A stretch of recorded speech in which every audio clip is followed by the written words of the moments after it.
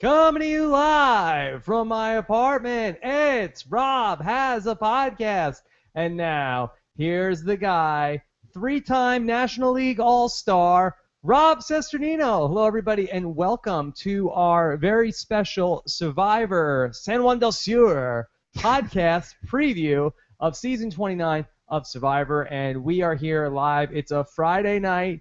We are crazy people partying on a Friday night talking about the upcoming season of Survivor. We are less than 2 weeks away. Nicole Cesternino, First Lady of Podcasting.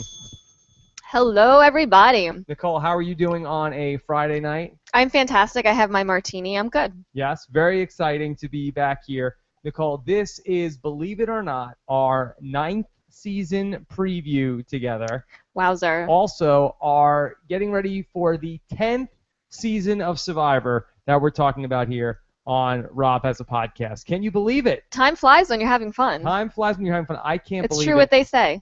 Thank you so much to all you guys who are joining us here live for our special preview show. I know it got very late on the East Coast. It's getting late here on the West Coast, but very excited to be live here with you guys on what is one of Nicole's least favorite nights of the year, the night where Rob Has a Podcast moves downstairs into the living room, and what Nicole describes is a big mess. It takes a week for him to clean this up. Okay, well, luckily, now that baby Dominic is walking and grabbing everything, I will not be leaving anything valuable here in the living room. Yes, and not for the safety of our child, for the safety of your stuff. Of course.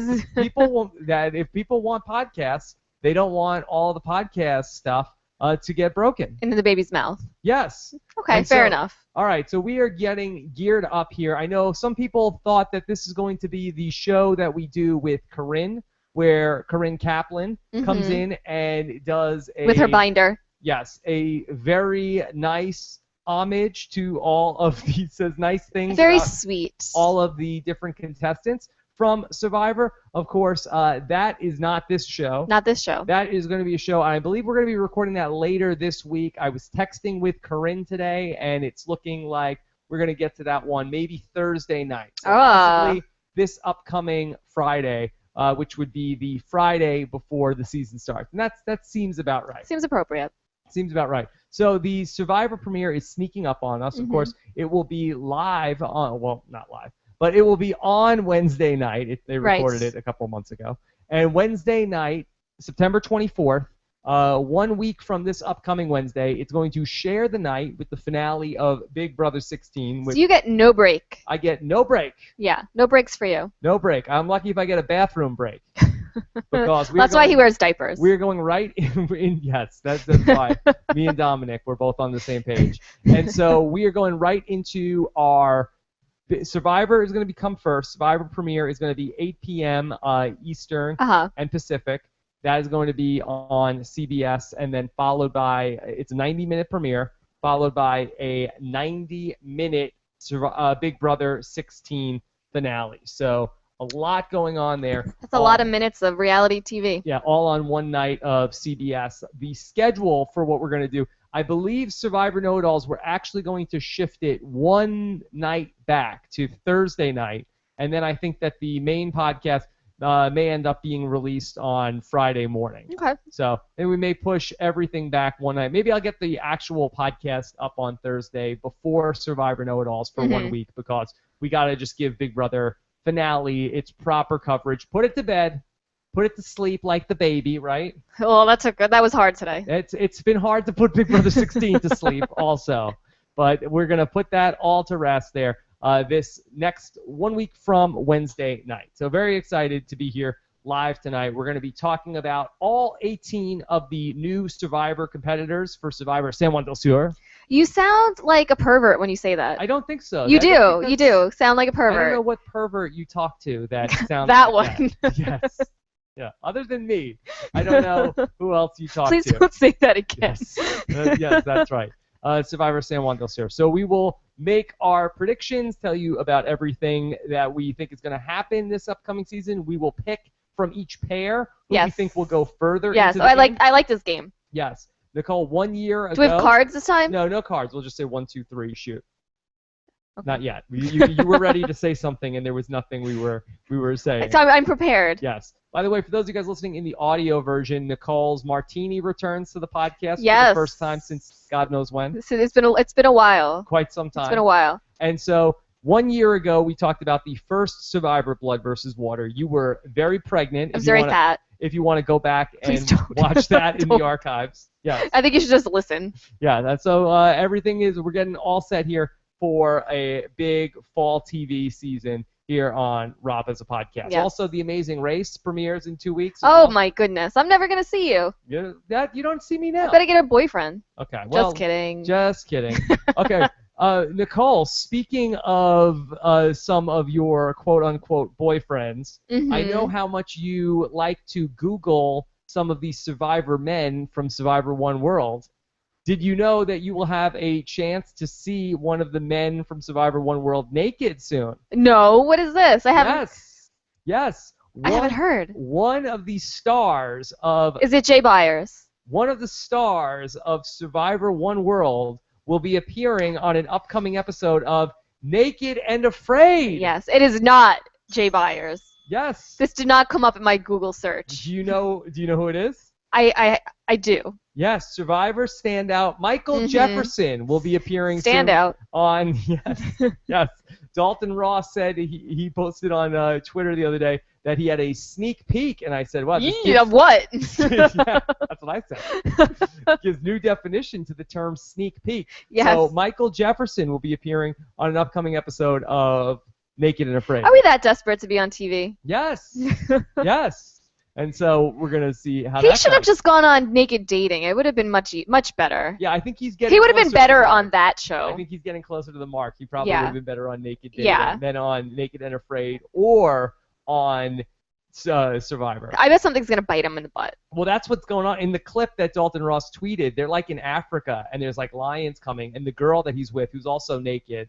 If you've never seen that show, and afraid. They drop off. They were naked and afraid.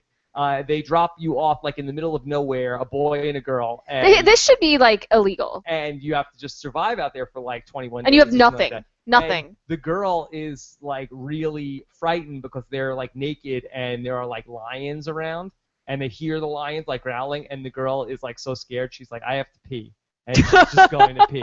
And that's that you can catch Michael Jefferson. I believe it's on Discovery.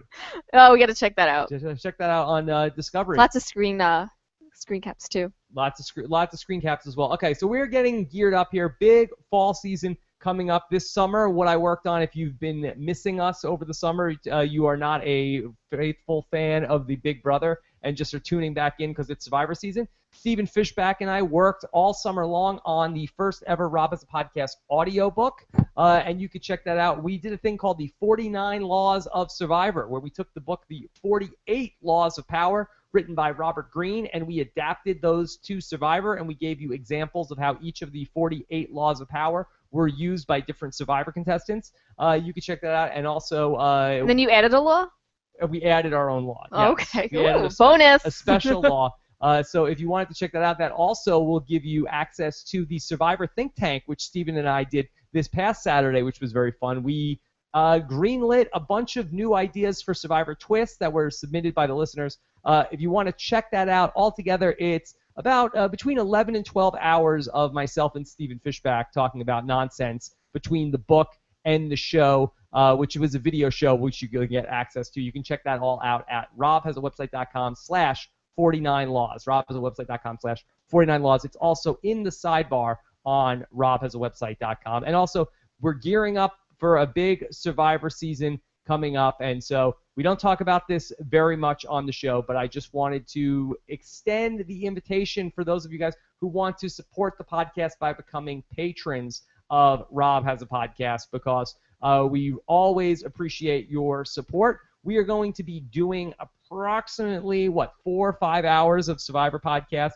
every single week. Yes, something tremendous like that. For a 42-minute show between the recap show that we do with the former Survivor guests that are going to be 2.5, 3 hours apiece, plus the Survivor Know-It-Alls, plus the exit interview with the evicted castaways. I'm using Big Brother terms. I have to get back into voted off castaways, not evicted. Plus all the bonus stuff. Get it together. That we're going to do along the way. So if you want to gear back up. And then if there's a Tyson cast, there's 6 hours right there. Right, not to mention Amazing Race and all the other things that we're following, even covering Utopia right now. Oh, my goodness. Yeah.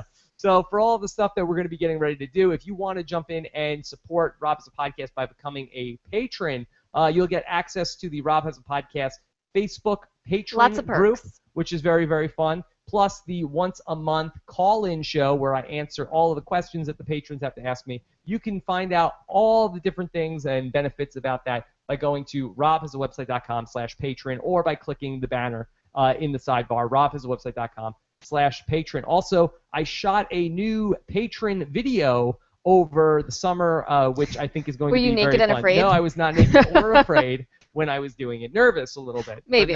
None of the other things. And so I'm working on that, and hopefully I will have that up and posted for you guys to check out. I think I think you'll like it, what I did in the video, and I will have that hopefully before the new Survivor season starts. All right, let's get into it. I did a podcast with Josh Wigler, the great Josh Wigler, a couple of weeks ago, where we talked about the 7 things you need to know about Survivor San Juan Del Sur. Stop it. And so we did 7 things that you needed to know about that. And so if you wanted to check that out, you can go to robhasawebsite.com/7things. It's also, if you click on San Juan Del Sur in the menu, you can see the link for that. But I talked about a couple of different things, including John Rocker. And so I don't want to spend too much time talking about the backstory on John Rocker and a couple of the other things. And also, I think if you're a fan of Survivor, by now you know about John Rocker. Yes. And also, we talked about a bit about the twist, one of the twists to the game. There's a few twists. A few twists to the game, but we haven't talked about it with you, Nicole. No. So let me just rehash a little bit about top-level stuff on Survivor San Juan Del Sur. One last thing before we dive into it. Also, I didn't set this up properly at the top of the show. Of course, we're live, and we've got the chat room open on robhasawebsite.com. I'm trying not to stare at it too much and distract myself from all of it. I'm distracted by my headset and why I have a headset and you don't. Because I can hold the microphone consistently close to my mouth, and you are a drifter, as we say in the podcast business. Oh, I look silly. No, you don't. You look fantastic, as usual. And so we've got the chat room going. Plus, Scott St. Pierre is monitoring Twitter with the hashtag RHAP, and we're going to have that following as well. We can go ahead and take comments from you guys as well on our YouTube channel, which is at robhasawebsite.com/YouTube. This is from Bazingafication. Says, yes! So pumped for this. Well, we are too. We are too. And what we'd like to do, Scott, if you could, when we talk about each couple going forward, maybe at the end of each segment with the couple, I'd like to take a couple comments from you guys who are watching the show live and get your take on each of the couples as we go along. And we're going to deal with the couples in pairs, so this should be a little bit shorter than these traditionally are, because Survivor made an interesting decision that they didn't give us each person individually. Right. We got each person in pairs. So they're not individuals. We'll talk about the 9 pairs, and I actually don't like that as much as I did with the people that we already knew. I like it because I had a short attention. I have a short attention span. Well, that was good. It was good for you. But for instance, in the original Blood versus Water, it's like, okay, we already know Tyson. We don't need a whole bio on Tyson. But we get to see Tyson introducing us to his girlfriend, whereas the wonderful Rachel. This is almost like The Amazing Race, where it's like there are a couple people, I couldn't tell you the difference between one person and the other, including the people from The Amazing Race. But we'll get into all of that. So okay, Regis. We're live and we are ready to go, all pumped up here. So Nicole, some of the twists for Survivor San Juan Del Sur. Blood versus Water is back. We have 18 people. 2 people dropped out before the start of the game. I believe it was. They quit? 2 women. I think that they did not pass the medical thing, sort of like RC and her dad. And they didn't want to be. They didn't replace them. They didn't have alternates, so they went with just 18 people. Is that a good thing for the show to have 18? I don't know. I mean, it's going to be. I don't think it's necessarily insignificant. Yeah, I don't think it's. You could say 20 is better than 18. So we're going to have 2 tribes of 9. We are going to split up the people into 2 separate tribes, like the last Blood versus Water, but instead of fans versus favorites like the last one was, this is just going to be arbitrarily. They're going to split up the groups, and have one person from each pair on each tribe. So Blood versus Water. So is it just like randomly split, or is there a?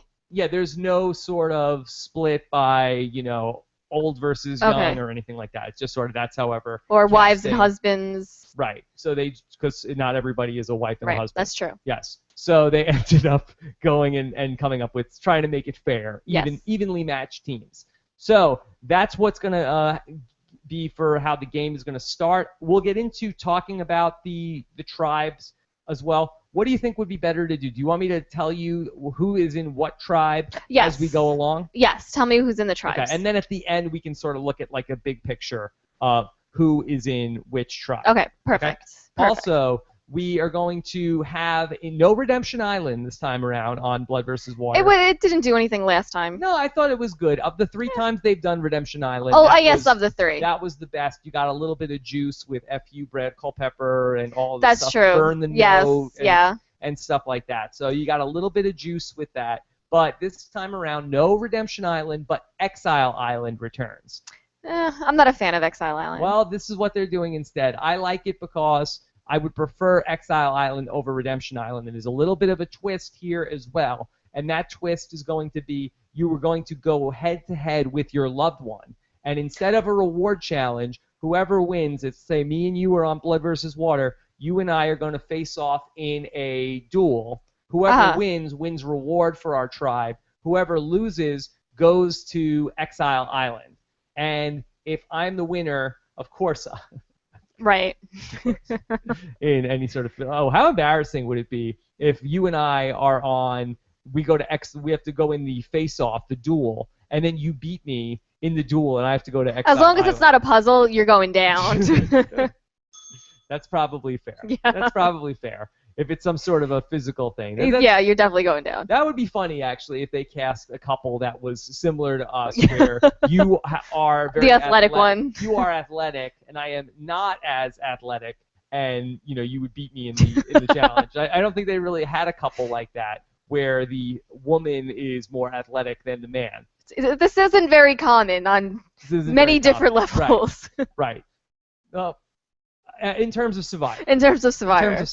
In the real world, maybe more common. Maybe. Anyway, so let's do it this way.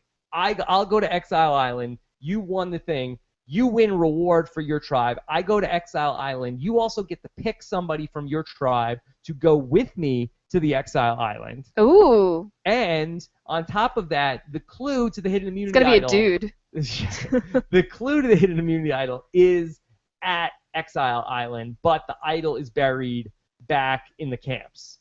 Okay? This is very confusing. It's a little confusing. Plus, the day 0 twist is going to return as well. I have a question. Yes. So the couple goes to Exile Island.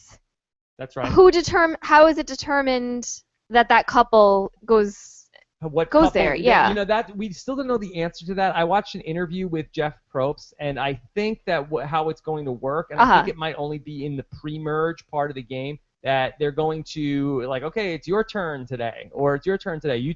This pair is still in the game, so the first person will get voted off. Let's say one of the twinnies gets voted off, and then they will not have to go into the duel. They'll just pick somebody else. So I don't know if they'll have a wheel or pick a name out of the hat or pick somebody. The person who won last time. That we don't really know the mechanics of yet. Okay. But I'm sure we will find that out all in the premiere episode. Okay. So why don't we go ahead and jump into this? I'm trying to think if there's anything else that we want to talk about from. I'm sure it'll come up. I'm sure it'll come up. It'll come up. All right. So let's go ahead and let's start with our first couple. These are in order as they are displayed on CBS.com, and that would be it's Dale and Kelley. And go ahead, Nicole. Let me get my CBS.com open so I can tell you. Is this the farmer and the farmer's daughter? The farmer and the farmer's daughter. Haven't you always wanted to see a farmer and his daughter on Survivor? Well, this is your chance. Or anywhere. That's right. So the farmer and his daughter, Dale and Kelley. And Dale is sort of an older guy. Sort of. His daughter is, one of the attractive women on this season, would you say? Yes, definitely. That's fair. She's in the mix for Miss Survivor? I would say so. Okay. And so, Nicole, what do you think it would be like to go and compete on Survivor with your dad? With my dad? Yes. Oh, I think my dad would be good on Survivor. Okay. He's moderately crazy. We've never seen a daughter and father compete on Survivor. I don't think it would be like these guys. We were robbed that opportunity during when RC and her dad did not get through on Survivor Blood versus Water. But Dale and Kelley, just to give you a little bit about them, we like to pick out some of the things from their bio. Well, who are they like? Okay, well, Dale, his personal claim to fame is watching his kids grow to be responsible adults. Okay, he's a proud father. His hobbies are snow skiing, cycling, and camping. He's fit. If you could have 3 things on the island, what would they be and why? A map to explore and then mark where I've been. A book that explains what I can or cannot eat. And toilet paper. And what Survivor contestant are you most like? He Rudy. says, Big Tom. Oh. I have to side with the farmer. And I'm pretty sure that Dale is not like Big Tom because Big Tom would say, "Hey, I'm here with Kelley, and I would want..." Are you Dr. Phil? Okay, thank you. Thank you. The impressions are always funnier when you make fun of them when I'm doing them. That's what everybody says. Okay. Yes. Thank you. Let's hear your Big Tom impression. I didn't say I had one. Okay. All right. So Dale and Kelley, and then Kelley, she's kind of the city girl. It feels like that she is not back on the farm. That Dale is he is from Washington, but she's a marketing manager. So like she's off in the city. And her personal claim to fame is moving out of a small town with very little opportunity of making it on her own. She's never asked for money, and she has moved her way up to the position that she's in now. She never stops trying. Her hobbies are soccer, jigsaw puzzle, and kicking everybody's butt at Scrabble. So you can play her in Words with Friends. I know what a big Words with Friends fan you are. Oh, yes. Her pet peeves are lazy people, overconfidence, not sticking to your word, bad drivers, and angry people. Welcome to Survivor. Yes, yes. And then that her Survivor contestant she's most like is, take a guess. Poverty shallow. Yes, because she's a young woman. Yes. And that's what you have to say. Yes. Okay, and she's like poverty because she's a strong, intelligent woman who did what she had to do to get to the top. Okay, so Nicole, let's talk a little bit about Dale and Kelley. Mm-hmm. Do you have any strong opinions on Dale and Kelley? I have no strong opinions. I think I'm not feeling too confident about it. Which person in particular? Both of them? I think both. Both of them? Yeah. I kind of feel they're a little bland. Yeah. I don't really see anything that sort of stands out to me about Dale and Kelley. They're sort of just, Dale seems like I think he's a fan of the show, he said, and I think that's always a good thing. I'm not sure too much about Kelley's fandom in the show. It's really hard to talk about this. And, this is probably the casting preview show that I've had the hardest time with going forward because I feel like, especially with these new people, I really feel like that in the interviews that they had, they're sort of like bouncing off each other, and I really don't know a ton about each person. You didn't get a good feel. Right. There's not a lot of talk about like, hey, my strategy going in is going to be this. It's sort of like, oh, my dad is great and he's a good guy. Mm-hmm. Yeah. And so it's a little bit of harder to get a read on some of these people. So I feel like Dale seems like, just from his personality and his demographics, older guy on a tribe. I feel like that is going to never goes well. That'll be a challenge for him. It's going to really come down to his physicality and how well he's able to perform in the challenge. I don't have a great feeling on him. Kelley seems like she's a pretty smart cookie. Yeah.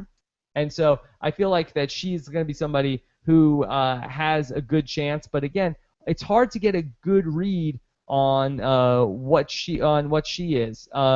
She says that if she could have 3 things to go on the island, she would bring a book because she'd want to do something in her free time. She'd bring pictures of her mom because she's her best friend, and a journal so she could write down her experiences. What's the difference between a book and a journal? Well, a book you read, a journal you write. I guess so. So she's grown up on a farm and she's done it all. it's really hard to tell if she is, pretty athletic either. She seems fit. She looks fit. Dale seems like, he's not like.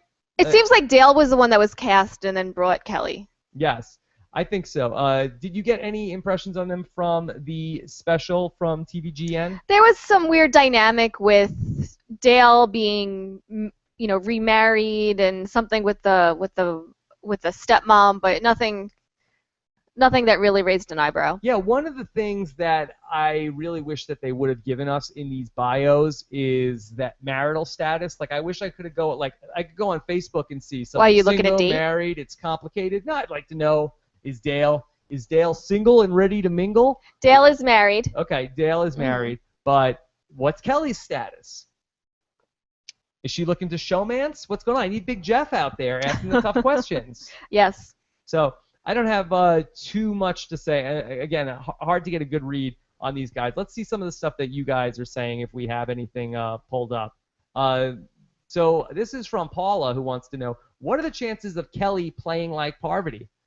I kind of 0. Well, yeah, it's probably not too great that she plays like Parvati, because you're talking about one of the greatest players that ever played the game. So to say that she's gonna play she's so good, she's now part of the press. Yes, that I'm not super sure about. So one of the things that I think was interesting about them is that Dale is not only a big fan of Survivor, but he also is recognizing the Twinnies.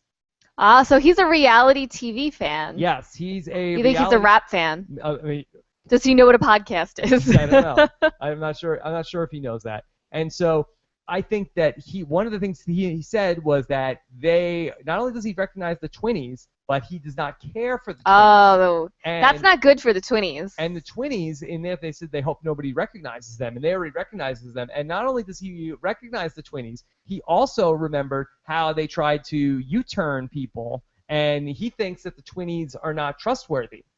Not looking good for the Twinnies. But this could buy him some, street cred on Survivor. Yeah. Also, I thought that Kelley, one of the interesting things that I liked about her was in her thing with Dalton Ross, she talked about John Rocker's girlfriend and talked about her as somebody, and she had a Prada bag. And I just thought that was Wait, what did she say? She was talking about how she thinks she's kind of prissy because she has a Prada bag with her. Mm-hmm. And so I thought she's probably right. I thought that was something that was a good observational skill. And so I like that about Kelley. Okay. All right, let's take a couple more questions from you guys. This is from Vinny Plunkett, who says, great to see Kelley Wiggles Wentworth get the opportunity to play the game again. Wow, so this is Kelley Wiggles Wentworth? Is that really her name? Yeah, oh no, her name is Kelley Wentworth. Kelley Close Wentworth. enough. Close enough. And let's see, we have one more thing from you guys. This is from the Jay Mackey, the great Jay Mackey. I'm so happy Kelley is finally living her life as the woman she believes she was born to be. I'm sensing a little sarcasm. Oh my God. Hard to tell in the text. Yes. Hard to tell in the text. But she is going ahead and she is living in the big city. What city does she live in? I think she must live in Seattle, right? Yeah. So her dad is from like rural Washington, and she's moved to the big city in Seattle. Okay. Yeah, a lot of RHAP fans in the Pacific Northwest, Nicole. That's right. Let's do one more thing about her. From Julia Pine, loved Kelley and Dale talking smack about the other contestants. Yeah. We do love that. With Dalton Ross. What did you prefer? Did you like the interviews on CBS.com or the ones with Dalton Ross? Dalton Ross. Yeah, I thought the ones with Dalton Ross were fun because the ones that were on CBS were sort of like, they were just sort of like driving the bus themselves and just talking about them, like, oh, let me tell you about my wife, and she is a cuckoo bird. She's always shopping on Zulily. Oh, you are talking about me.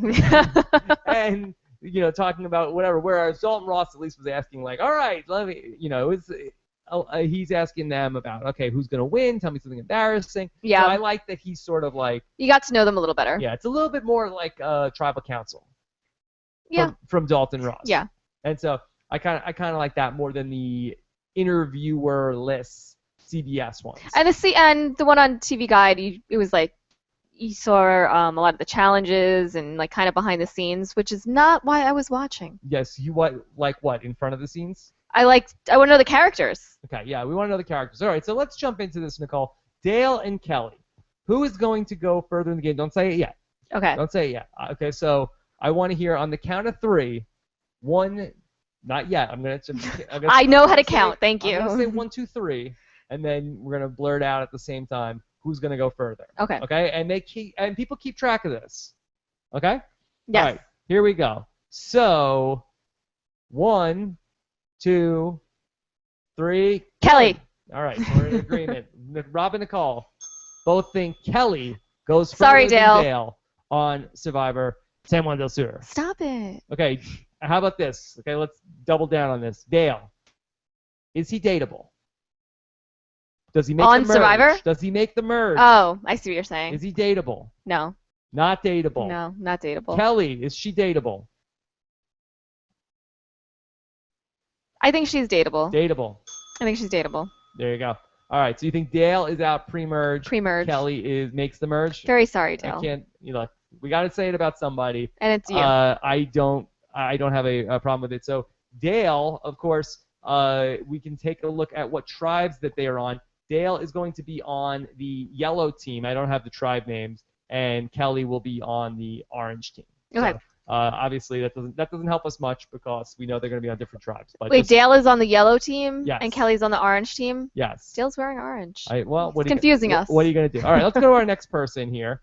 And I really liked all of the feedback from you guys on that. That's very fun. So please, let's keep it going with our second couple, and that is it's Drew and Alec.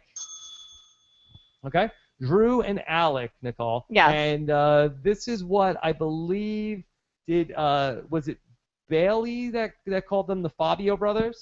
Mm-hmm. Okay. So do you like that name for them? I could see it. Oh, I'm sorry, Baylor. Baylor called them the Fabio brothers on TVGN. And here is Drew and Alec. And these are two of the guys that I'm having a little bit of a hard time telling the difference between. I think Drew is the bigger, older one. The older one? Yes. And so they are from Winter Park, Florida. And Drew is a traveling sales representative in the family business. Mm-hmm. That his hobbies are traveling, modeling, booze crushing, booze sports, crusher, and partying. Nicole, what is the difference between booze crushing and partying? I think booze crushing is like hardcore. Yes, like you? Is that what you're doing on? I don't think tonight? he sips martinis like a lady, like I do. All right. So if he could have 3 items, what would they be? 1, a brush. Survival knife. 2, butane lighter. 3, jam box. What's a jam box? I think it's like a Bluetooth speaker. Oh. So he wants to party. He likes partying, Nicole. Yes. Okay. Which one is he? Which one are we talking about? We're talking about Drew. Drew, so he's Drew the is blue. The bigger one. Okay. Yeah. And then also, Survivor contestant you are most like. Fabio. He says, yes, Fabio or Malcolm, because they are athletic, smart bros that know how to manipulate people and situations to advance themselves. Really? Did Fabio know how to manipulate people? It's funny because when Drew and Alec talk with Dalton Ross is like, all right, so which Survivor contestant does your brother remind you of? And I think it was Alec talking about Drew. It doesn't matter. But they basically just listed like every single Survivor that has long hair. They were like, yeah, he's like Ozzy and Malcolm and Fabio and Tyson. Unless you're Jax Teller, I'm not digging the long hair. Yeah. Okay, so Alec, he's the younger brother. Allegedly, according to Drew, he's a little lippy. His personal claim to fame is going to college. He's like a Yorkie. And excelling in school and sports. He was very mediocre in high school as far as his performance in the classroom. His hobbies are fishing, lacrosse, and surfing. His pet peeves are people who say they don't like something they've never tried before. Oh, Nicole. You hate my guts. He would not. You he would hate not me. like you. Why he thinks he'll be the sole survivor is he's smart, determined, fit, and has all the skills that could help him win the game. And 3 things that he could have with him on the island are his watch, his lacrosse stick, and Playboy magazine. You pervert. Why does Alec need a Playboy magazine on the island? You gotta pass the time somehow, right? Pass the time somehow? Is it for the articles? It's not for the articles. I don't think he reads. It's not the articles? He's a good student. No, he was mediocre. Now, Maybe he was reading too much school, Playboy. In high school, He was reading too much Playboy, and that's what the problem was. He does well now. Mm-hmm. Okay, so let's talk about Alec and Drew, Nicole. What do you think of these guys? They look like surfer dudes that are just there to have a good time. They are surfer bros. Yeah. That's true. Yes. I think that these guys are supposed to be the Vetus and Otis of this season. Uh-huh. I think that these are the two. Are they polar opposites? No, they're exactly the same. They're exactly the same. One. So they're the male twinnies. In some ways, they're not twins though. They're brothers Right. separated by 3 years. Drew is the older one. I think that Drew is. I think this will be a weird for Alec to be out of his brother's shadow, because I think that it might be a good thing for Alec to have Drew voted out of the game early. Right. Because as we saw on Survivor Blood versus Water, if these two bros make it to the merge, they'll be huge targets. One of them has to go pre-merge. Mm-hmm. I don't think that's how they're looking at things. And I think you don't think that's how they're looking at this? I don't think that they're saying like, hey, the only way I can win this game is if my brother gets voted out before the merge. Right. I don't think that's how they're looking at it. But as an outside observer, I can tell you that is clearly the case. Yes. And so Drew is the bigger guy. He's the bigger brother. Alec is, the younger guy. He's not as tall. He's not as big. I think Alec. He hasn't been given a chance. He hasn't been given. Maybe he'll grow when Yeah. he's 25. He'll be exactly the same. But I think it'll be tough for Alec to get anywhere in the game while Drew is still around. Yeah. And so I think that's the challenge that these two guys are facing, and I'm not sure that they're aware of it because they don't seem like the sharpest Survivor players I've ever seen. And so How dare you? Let's go ahead and take some of the questions from you guys. And here we go. Let's start off with Grant Plater, who says, Alec is my pick to win the game. I get a very Fabio-esque vibe from him. He comes off as very humble, likable, and even smart. Nicole, are you getting any Fabio vibes from either of the bros? When I first saw Fabio, I just said, winner. I'm not getting that. Of course. Yes, Nicole, that was one of the 2 winners you predicted in the 8 previous Survivor previews that we've done. You're at a 25% clip. What are you at? 1 out of 8. Okay, so I'm still winning. 12.5%. Yes. That's right. I predicted more Big Brother winners than you. Okay. That's right. So I've got that. Congratulations. Yes. I almost predicted an Amazing Race winner. I did. I did predict the Amazing Race winner. Yes. Okay. Yes, that was my pick this past season. Okay. So let's go to Sam Stone. And Sam Stone says, does anyone else hope Alec wins for no other reason than to hold it over Drew the rest of their lives? That would be very funny. Because kind of right here. Yes. So are you an Alec fan or a Drew fan?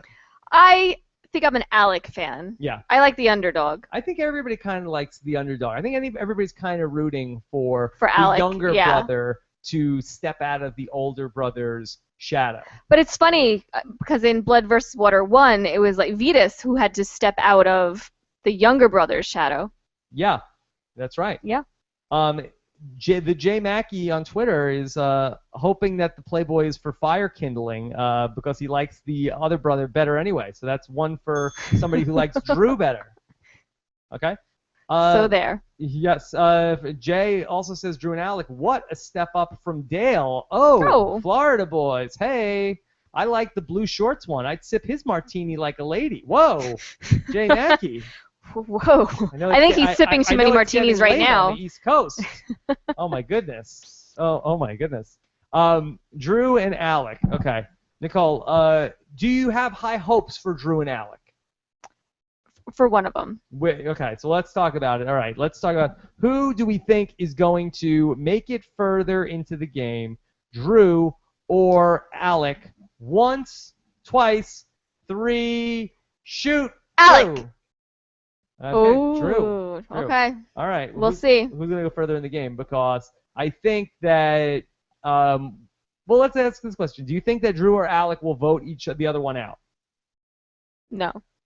No, I don't think so either. But if they were gonna do it, I think Drew would vote Alec out. I think Drew would vote Alec out, and I think that Alec would be like, well, I'm telling Mom. I'm telling. Okay, if you vote me out. Yeah, Drew did the majority of the talking in the clips, and then said that Alec is a little lippy. Yeah. So maybe Alec talks back to Drew. God forbid. So we'll see. All right, Drew and Alec, are they dateable? Let's start with Drew. No. No. No. He will not make it to the merge. I don't think so. Alec. Yes. Alec, you think Alec will make it to the merge? Yes. Okay.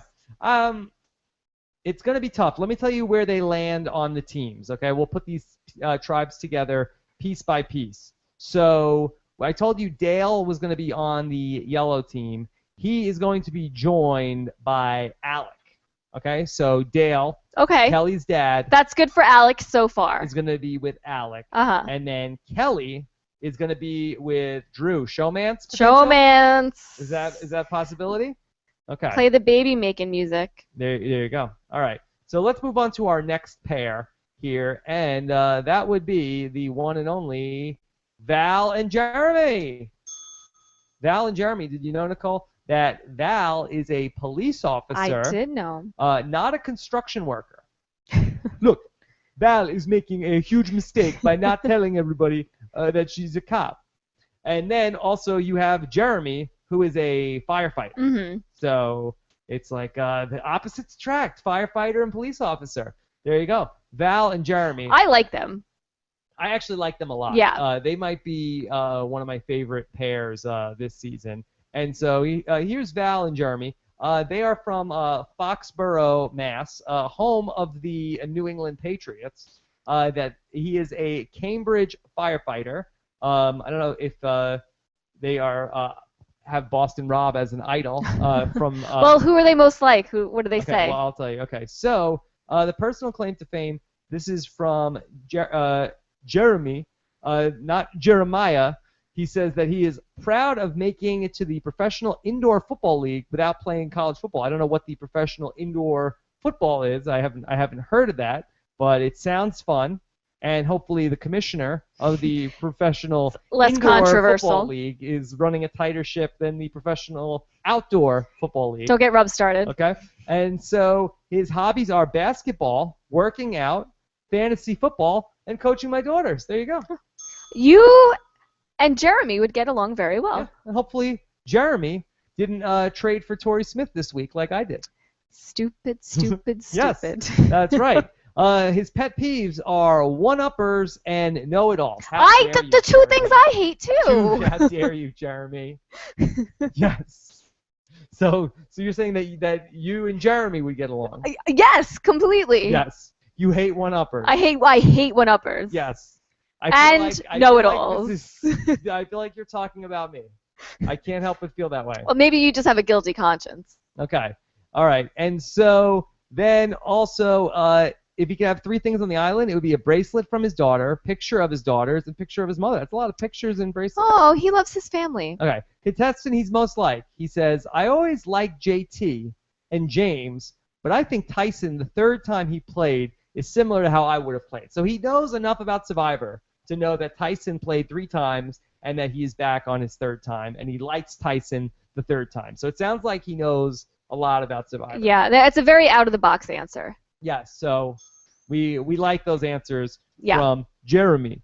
Okay, and then we have Val. And Val is a Foxborough police officer, and her hobbies are sports, running, CrossFit, and reading.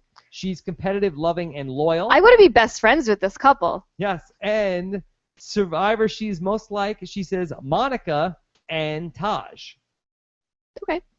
Monica Culpepper? Monica Padilla? I would guess Culpepper. Yeah. Well, it's not bad to be like Monica Padilla. In a different way. Yes, that would not be not Survivor gameplay. That would not be a bad thing to be like Monica. Settle down, buddy. All right. Settle down. All right. Sorry. All right, so let's talk about. I'm gonna start Googling Jay Byers if you Okay. don't stop. Okay, take it easy. We're in the middle of a show. Keep it professional.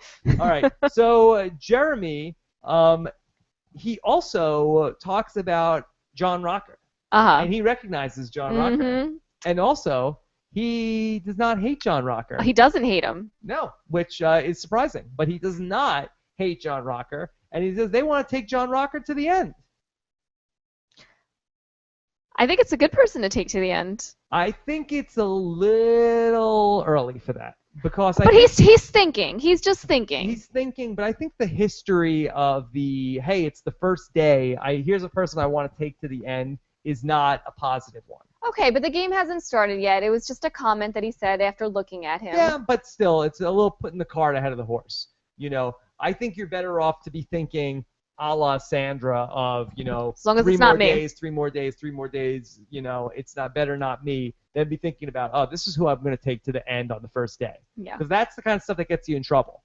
And, yes, I'm talking about going all the way back to Sherry and Shamar in Survivor 26, when you say, here's somebody who nobody likes, I'm going to keep them around, and what does it do? It tears the tribe apart. You end up losing in the pre-merge and end up getting picked off. Now, Sherry made it to the end, but it was not a good thing overall for her tribe. Well, it was just a comment. I don't think that it was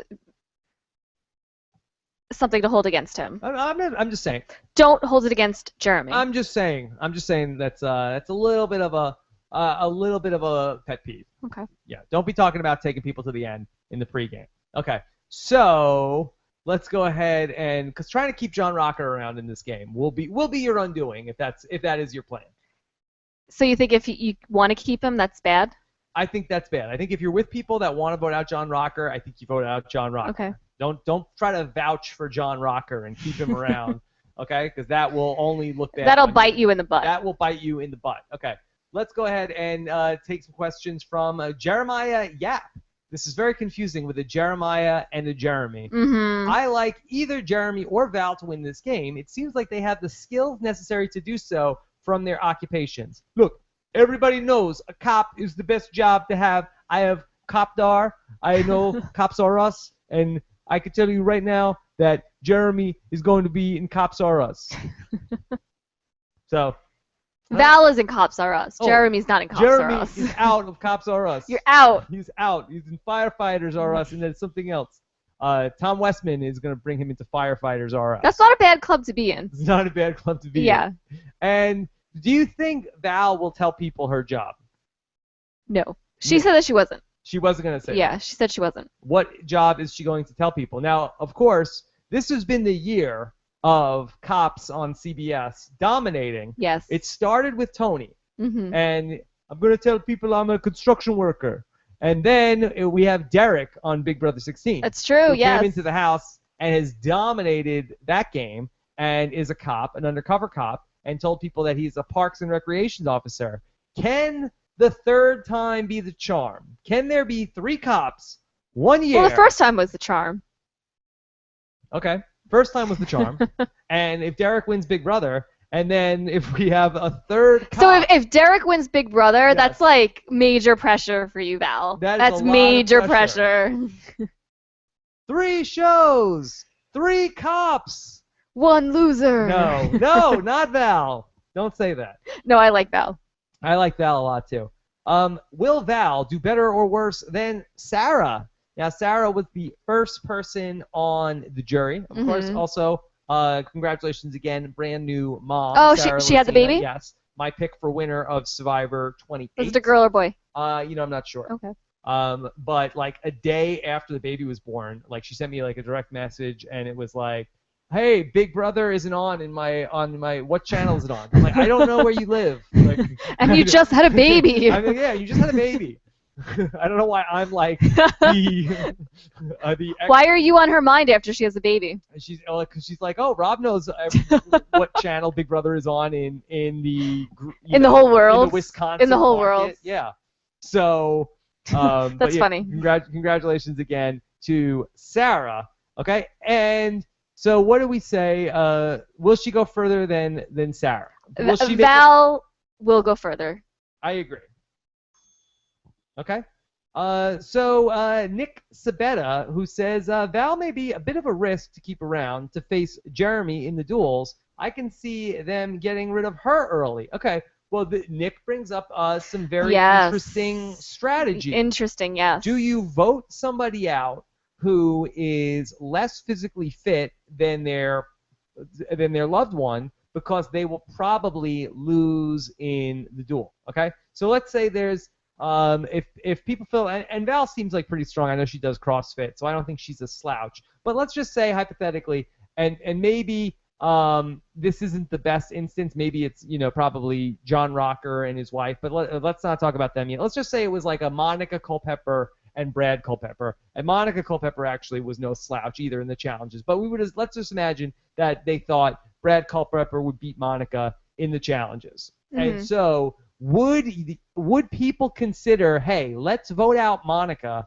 because we'll lose reward if she ever goes into the challenge? I don't think that Val is going to be the first person they're going to think of. Let's not make it about Val and Jeremy. Let's just talk about in a vacuum. Let's say in a vacuum, yeah. Use Brad and Monica. Yeah. See, I don't think people care that much about rewards. You don't think people towards the end when they start getting hungry? Right, but this is all going to happen in the beginning. This is all going to be pre-merge. I don't think that the tribes are going to say... And I think that they're going to need Val. Like, she's strong. Yeah. She's going to be good in the challenges. They got to think about the team. I don't think it'll happen in this instance, but again, before the original Survivor Blood versus Water, we didn't anticipate that they were going to say, hey, let's vote off Rachel because we want to get Tyson to switch. But that also backfired. It backfired, sure, but it was just something outside the box that we weren't thinking about. Mm-hmm. And so when they bring these new wrinkles into the game, we need to sort of be thinking like the survivors are going to think, how can we use this to our advantage? And would they say, we need to vote out somebody who is physically weaker than their loved one because we don't want to lose the reward when that person has to go into the duel? And I feel like we'll see what happens. I think it depends on the couple. I don't think Val and Jeremy, that's going to be the circumstance for them. I don't. If it was for immunities and not for rewards, I think that tribes would think that way. But just for rewards, I don't think. I think if a team is continuously losing in the duels, maybe they'll think that way, but maybe not initially. I also think that it could put some added pressure on somebody who's bad at the challenges. So if you have an older guy on your team, let's say, for instance, it's like, a tribe where you have somebody who is a very weak person who's holding you back already in the challenges, and they also haven't gone into the duel with their loved one who is stronger. Right. So give me somebody who was really lousy in challenges in the last couple seasons. Let's say hypothetically you had like Cochran, and Cochran's dad was like kind of like a good or his athlete. Mom. Yeah. Well, in the case of Cochran's parents, I mean, it's not let's just pretend that they have like really a really athletic parent. It might be more incentive to say, not only is this person holding us back in our challenges, but also this person is going to single-handedly lose a reward challenge for us. Right. So it could be more incentive to get rid of somebody who's not physically strong. Val, again, as you said, that's not the case with Val and Jeremy. While Jeremy is probably more powerful, Val is... She's also an asset. Seems like she's no slouch. Yeah. Okay, so let's take a couple more questions about Val and Jeremy. Jeremy said on TVGN that he has been applying for Survivor for 10 years. I like the fans. You like the fans, Nicole? I do like the fans. I like the fans. He probably listens to the show. The fans are good. Well, if he listens to Robin's podcast, then we love you. Why didn't he give us any clues in his bio like Spencer did? Mm-hmm. Okay? Yeah, Jeremy. Yeah, where are the references to Tidy Whities? Yeah. That is, of course, the code to let us know that you are an RHAP fan. I did not pick up anything. Except John Rocker, I hear, is a huge RHAP fan. Totally. Yes. They play it at the tanning salon. Yes. Okay, William Clark. Is Val like a Suri? Okay. I did think in the promos that it was Suri many times when I saw it. I thought they were just like showing, past seasons. See, I feel like that's a kind of lazy analysis to say, oh, Val, she's like a Suri. I think she just looks like Suri. That was it. Right. She bears a resemblance to Suri. I don't want to let that cloud our judgment and have us say she plays like a Suri. No, she is much physically stronger than Suri was. She's probably more athletic than a Suri. I just feel like it's sort of lazy analysis on our part to say, hey, well, she bears a resemblance to Suri, so she's going to play like a Suri. No one's saying that. I think that's a question that people have had, and just not because if she resembles Suri doesn't mean she's going to play like Suri. No one said that. I'm just putting it out there. Just putting it out there. I do really like Val a lot. I do. I do think she is. She very well has the chops, it seems like, to play like a Suri. But again, like we said with Parvati, we're talking about, in my mind, one of the 5 or 6 greatest players to ever play the game. She seemed like she was really laid back in her interviews, and I think that's a really good thing. Yes. Okay. And let's take one more question. I predict a young lad is going to try to give his idol to Jeremy. Hashtag, who's Jeremy? Okay. Good. That's a good one from, who was that? We have to... It was Dan Helms. Yes. Very, very funny. Okay. Nicole, who will go further in the game? Will it be Val or Jeremy? Okay, so once, twice, 3, shoot. Val. Yes, I agree. Sorry, Jeremy. Sorry, Jeremy. And Jeremy seems good, too. Yeah, but it's very difficult for a strong male to make it to the end. Yes, I'm really taken with Val. Yes. I think Val could do very well here. I like Val, too. She could be well served, so... I feel like Val wants to be my friend. Val wants to be your friend? What is it about Val that makes you feel like... Because we both like to work out. You both like to work out? Yeah, I'll do CrossFit with you. You have very low standards for just that anybody that wants to work out. I have high standards. I don't say that about many people. But anybody that wants to work out you feel like would be your friend? Not everybody. Okay. People who take it seriously. So what is it about Val that she takes it seriously? She takes it seriously, yeah. I feel like that you try to time your not talking for when I try to drink the water. We were in the middle of a conversation. You took a sip of water. That's not my fault. But I bet that if I tried to drink the water, you would not be able I didn't even realize you were drinking water. I was waiting for you to talk. All right, well, that's why I try to ask you a longer question so I could drink the water. Sorry, I'm not up on your strategy of your water drinking. Yes, you're way behind on all the strategy. And that's why he's a douche. Dan Hamilton says, I'm ready to ride this Val Jeremy train to the end. Whoa, Dan. Choo-choo. Take it easy. Take it easy. So what do you think? Do you think that Val and Jeremy have a chance to go deep into the game together? What do you mean together? They're on opposite teams. At some point, the tribes will merge. Uh-huh. Do you think that Val and Jeremy have a chance to make it far into the game together, as in with each other? Oh, now that you clarified. Yes. I think Val's gonna take it further than Jeremy. I don't know how far together they're gonna go, but. Okay. All right, so that's Val and Jeremy, who we're excited to see them. I think that they're one of the brighter spots in the casting this season. Let's go to look who it is. It's John and Julie, America's sweethearts. All right, John Rocker and Julie. Jeff Probst was interviewed by Dalton Ross, or Dalton Ross posted a question to. Dalton Ross posed a question to Jeff Probst of why have John Rocker on the show? And Jeff Probst says that he is thrilled to have John Rocker on the show. A lot of people are upset about some of the things that John Rocker has said. I question myself whether or not John Rocker belongs on Survivor. Is he a fan of the show? And I don't think he's a fan of the show. He does seem to know enough about the show. He knows about Jeff Kent and Jimmy Johnson and stuff like that. So he just knows of the professional athletes that were on the show. But I think that he apparently has seen more of the show than some of the other players that are on this season. Okay. So I will give him credit for that. Has Julie seen the show?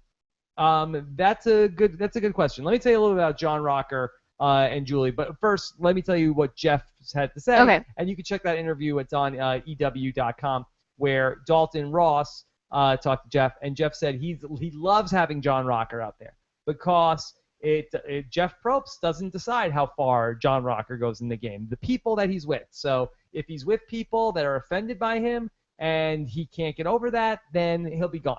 And if he's with people that want to keep him around for whatever reason, so it was sort of an interesting way of looking at it. But Jeff Probst was like, hey, I don't decide how far he goes in the game. The people that are out here, they're going to make that call. Mm-hmm. So if they want John Rocker around, they'll keep John Rocker around. But, how long ago was that interview? When he filmed it when they were doing the show. No, I mean, how long was the Sports Illustrated? Oh, when did he make those comments? Yeah. It was before, I believe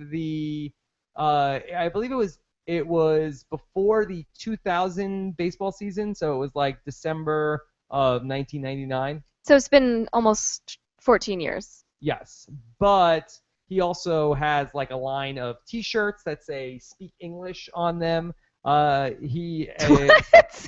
he doesn't like people that don't speak English in America. So he has some issues, John Rocker, and I thought that the survivors from this season were not supposed to be tweeting, but John Rocker has been active on Twitter. Has he been tweeting about Survivor? He has not been tweeting about Survivor, but he has been tweeting responses to people talking about him on Survivor. Just some of John Rocker's tweets he probably doesn't care if he gets the money or not. Of late. John Rocker on September 3rd tweeted, I wish farting in public was more socially acceptable. I'm crude. Sue me. Sorry if I offend. So John Rocker wants, in addition to everybody speaking English, he wants more public farting. And recently he had an interaction with one of the Rob as a Podcast listeners, Janice Tillery, and he ended up tweeting some very not nice things to her, which I don't need to repeat, but some personal attacks from John Rocker. Oh, that wasn't nice. Some of the listeners of Rob as a Podcast, and we don't care for and that. We all stick together. We don't care for that at all. And it seems like if that's how he's heading into this. One, it seems like a violation of the. He doesn't care. Probst, he doesn't care. Tweeting. What do we call that? The shutdown. Blackout. He didn't Twitter win. blackout? Like, it's obvious. Like he didn't win. Oh, spoilers. No, No one's gonna take him to the end. He's not gonna Jeremy win. Wants to. No one's voting for him. He doesn't care if he gets the money or not. This is like chump change for him. I'm gonna tweet away. Well, Nicole, I think you might be overestimating the amount of money that John Rocker may have made in his baseball career. Well, he was a good pitcher. What's that? Yeah, for a couple of years. He had a couple good years. But recently, he was spotted at the Baseball Hall of Fame selling his T-shirts and raffling off a night of going out drinking with him. So these do not sound like the enterprises of a mogul. Mm-hmm. Okay, but let's talk about John Rocker and Julie in terms just of Survivor. We talked about a lot of this stuff in my 7 Things podcast. Anyway, so John and Julie. John Rocker, former Major League Baseball player. His hobbies are hunting, fishing, and golfing. His pet peeves are rude, lazy, selfish people, and traffic. I would hate to be around him in traffic. He is intense, self-motivating, and responsible. If he could have 3 things on the island, they would be vodka, a toothbrush, and a razor. And to shave his chest? The Survivor contestant that he's most like, he says he's like Jeff Kent because they have a similar background as a Major League Baseball player. They have a strong understanding of teamwork, but are also very driven to attain individual success, though Jeff is a bit more subdued than I am. Fair enough. Okay.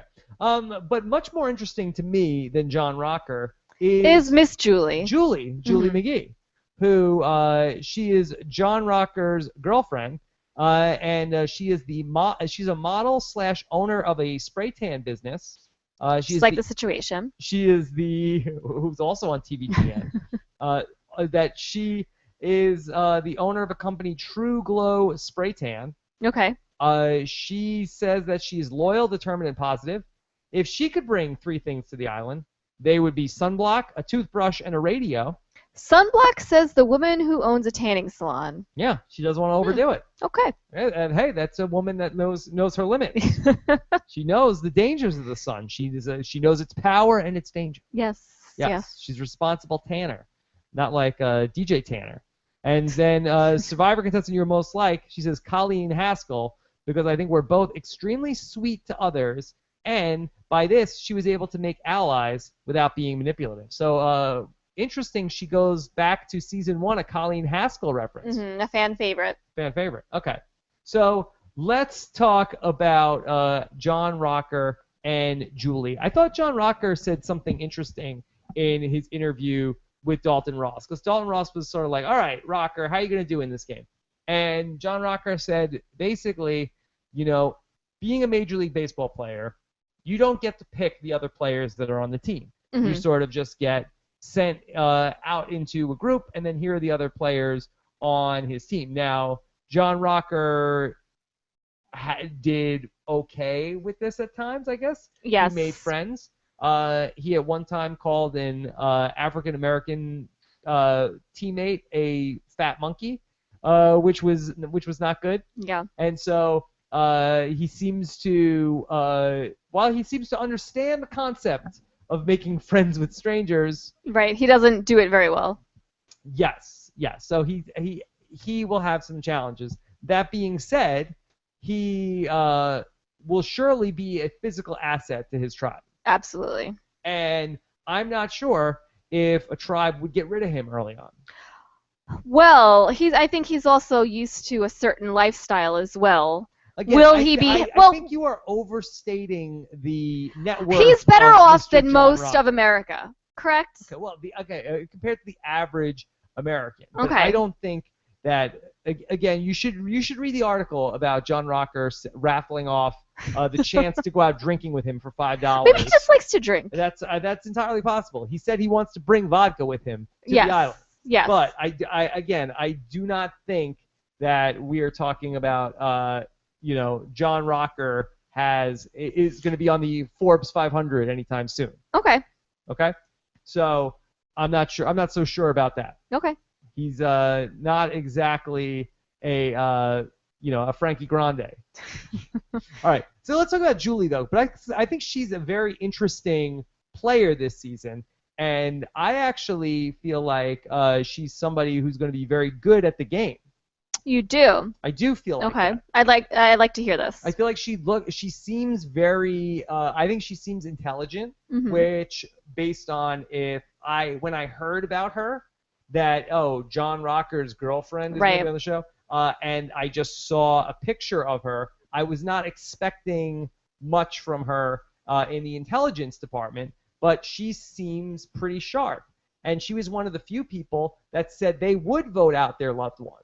And I think that Julie is going to take this opportunity very seriously. I think she would vote out John Rocker. I think she seems very cutthroat. I think she seems very sharp. And she's one of the survivors I like very much in this game. The question will be, will she be able to overcome the stigma of being John Rocker's loved one? Mm-hmm. That is a good question. That is a good question. All right, let's take some of your questions here. This is from William Clark. Would you find John Rocker to be like a Brad Culpepper? I think that's a good question. My headphones fell off. Okay, so I think that John Rocker is not going to be like a Brad Culpepper. Because I think that Brad Culpepper, at the end of the day, Brad Culpepper is somebody who I think is more of a grown-up than John Rocker is. I think that Brad Culpepper is more of a leader than John Rocker is. I think John Rocker kind of plays his own game. Plays his own game, and I think that he's not going to want to be told what to do. I think Brad Culpepper is kind of more of a take charge kind of guy. So I don't think that they're going to be very similar. If I could compare John Rocker to any previous Survivor player, I think it would be I'd go with Shannon Elkins. I could see that. I think. But we love Shannon. Shannon turned out to be. He did have his moments after the show. Where has Shannon been? He's off the circuit. Should we be worried? No, I think he's fine. But I do think that they probably will be similar players in the game. That would be my assessment of which former Survivor is John Rocker most like. Again, I think Julie is going to be there are the certain parts one to watch for many reasons. Yes. Okay. Yes. Keith Dixon, is Julie related to Alyssa from Big Brother 15? Hold on a They second. do look similar. Is she related to Alyssa? Is that the twist? Does Rachel Riley have another sister? No, this is Julie McGee, not Riley. So Yes. no, I do not believe that she is a sister of Alyssa and Rachel. Sorry. Okay. This is from Ismail. Wants to know, Kim Spradlin, bridal store owner, Julie, tanning salon owner. Will Julie have some of the skills/experience that propelled Kim to win and make her go far, or is she doomed for being associated with Rocker?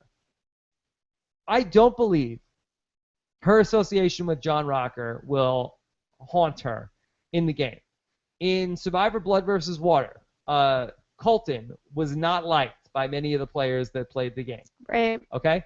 And once Colton was out of the game, people did not penalize Caleb for that association. They didn't penalize him from the beginning. No. Yeah. So if John Rocker is an early boot in the game, I don't think people didn't like Brad Culpepper in the game also. I don't think that Monica Culpepper carried any of that baggage with her. I'm sure she heard about it, but... I'm sure she heard about it. But if John Rocker is a pre-marriage boot, I don't think people will be coming after Julie unless she goes after those people. I mean, she could have a mean temper also, where it's like, hey, you said this about John Rocker, but the fact that she wants to vote out John Rocker speaks to that. She knows. She knows the deal. I think she knows. She knows the deal. I think she knows. She knows what she's working with. I think so. I think that you don't be John Rocker's girlfriend and not know what's going on.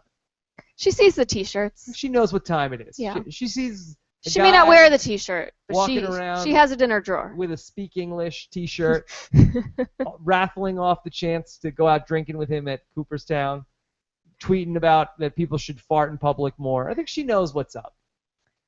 There's nothing more disgusting than fart jokes. Yeah. And poop jokes. Yeah. You're not a fan. I'm not a fan at all. You're not a fan. Okay. Let's go ahead and take a couple more questions. From Daniel Hamilton. John Rocker really has a way with the fans. Are we sure we don't want Survivor contestants tweeting this season? Could John Rocker be our Mr. Survivor? No. Could you see John Rocker wearing the Mr. Survivor I belt? could see him crashing the Mr. Survivor pageant. Oh. Creating T-shirts against Mr. Survivor. That say what? Speak English, Mr. Survivor? Yes. Look, I will speak llama, okay, John Rocker? I don't need to speak English. Speak English versus speak llama. Speak Tony llama to John me. Rocker? Yeah. Okay. We'll see. It'll be a matchup of good versus evil. Okay, and Matt Folks says, how much is CBS regretting the John Rocker cast with the parade of athletes causing problems the past couple of weeks? Fair question. Mm-hmm. Fair question. In fairness to John Rocker, he said offensive things. He hasn't physically hurt anybody. He did not do, to my knowledge, I don't believe John Rocker broke any laws or ever committed any violent crimes. So, again, I think while hate speech is not good, sticks and stones. Still, yeah, sticks and stones will break your bones, but names will actually not hurt you. Physically. Physically. That's right. Yes. That's right. Here so, they hurt. Again, names hurt, and then how much actually, and literally sticks with the professional athletes we have to worry about. That is bad. That's bad. So in fairness to John Rocker, let's not put him on the. We're not saying he's all talk. We're not saying that, John Rocker. That the arrest record supports this, that John Rocker is, his bark is worse than his bite. But we're not saying anything bad. Yes, we're not. That's not us. Yeah. That's not us. All right. Let's take one more question.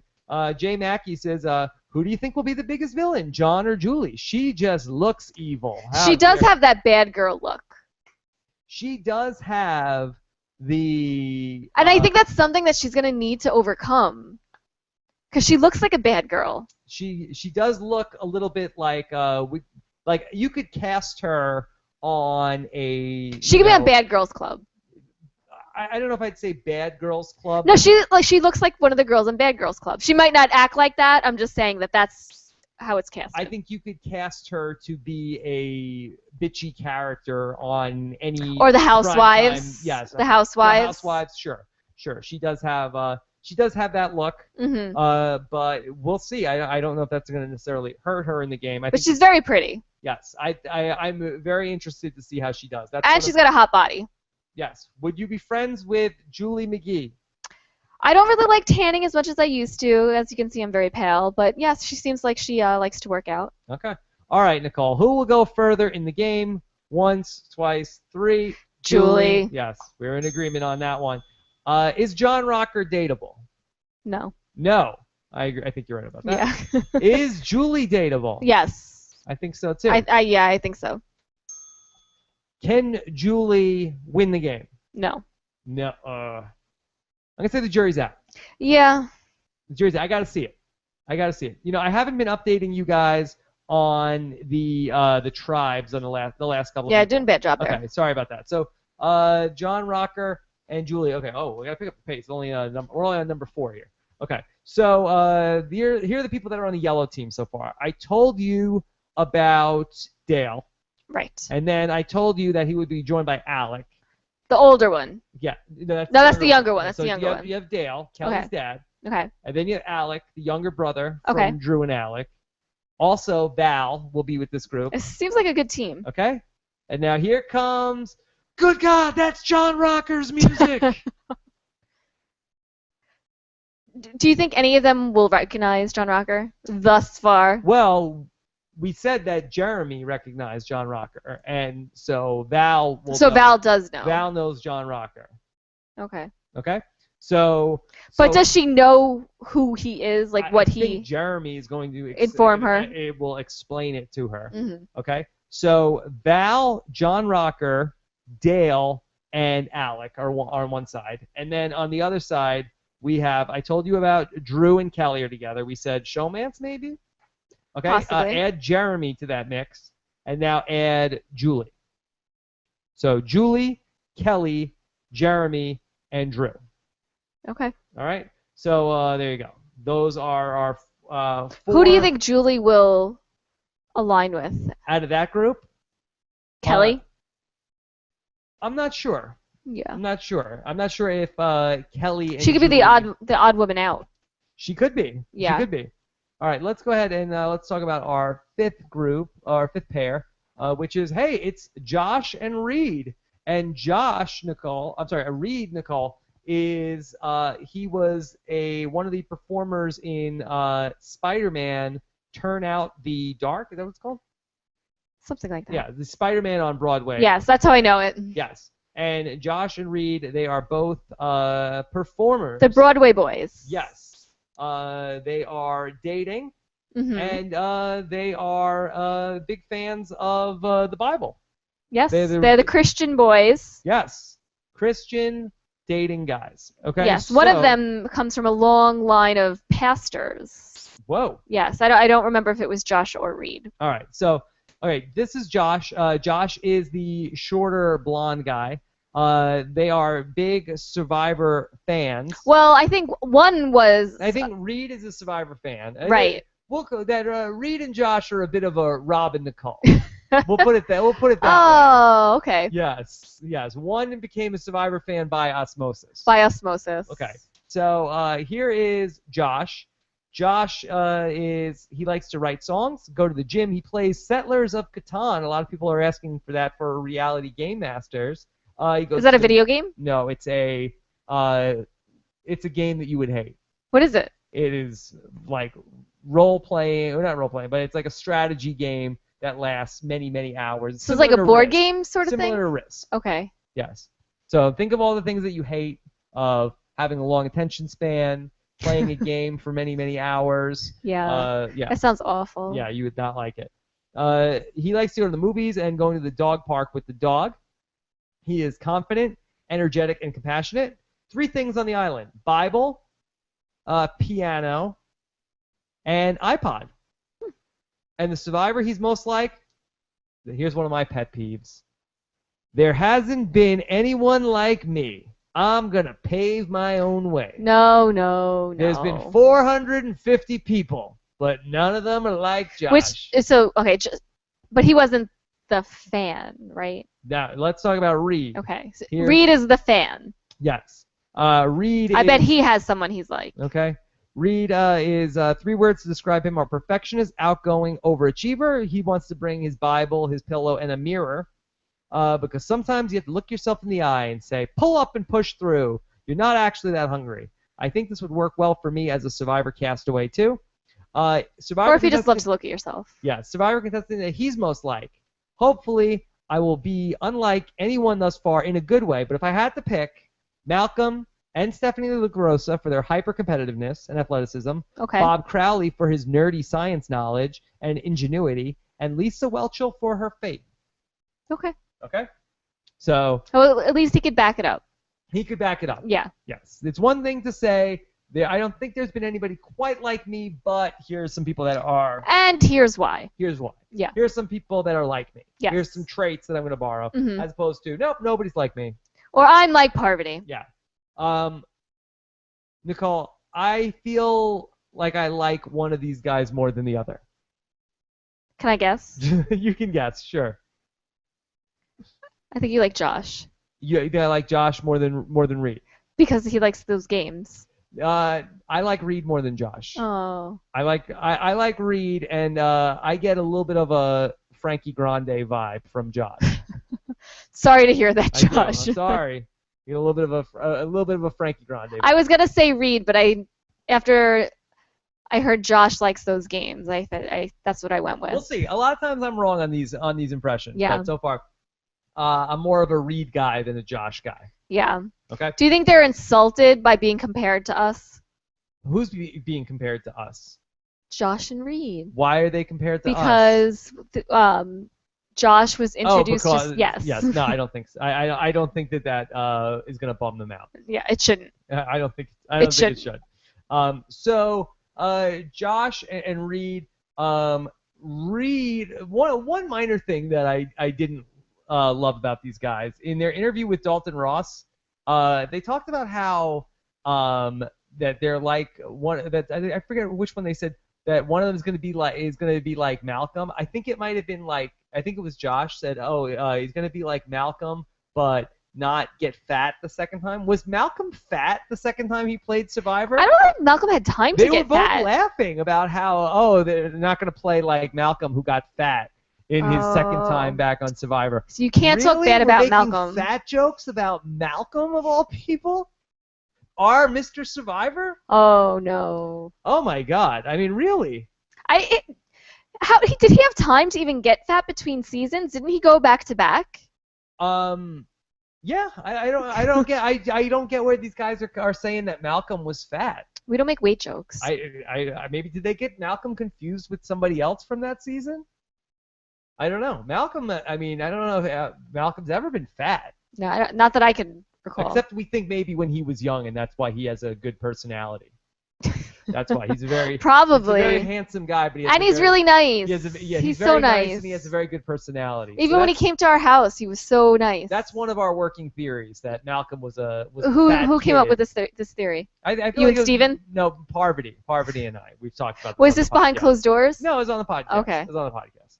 Maybe Malcolm was like a heavy set young kid and then grew out of it. And still kept his niceness. Sort of like a she's all that. Mm-hmm. Yeah. So I'm not sure. Oh, that makes me like Malcolm even more. Yeah, you should. It should be impossible to like Malcolm anymore. So take it easy, guys, with your fat jokes about Malcolm. Yeah, take it easy with any jokes with Malcolm. That's right. All right, so let's take some of your questions. Jay Mackey says, these guys tweeted at Jeff Probst that they should be on the show, and poof. Sure, there was more than that, though. So everybody tweet to Jeff. Hey, if you want to be on Survivor, maybe tweeting to Jeff isn't the worst idea. Mm-hmm. I don't have an. Well, you guys tweeted to Jeff to come on this show, and then that happened. It happened.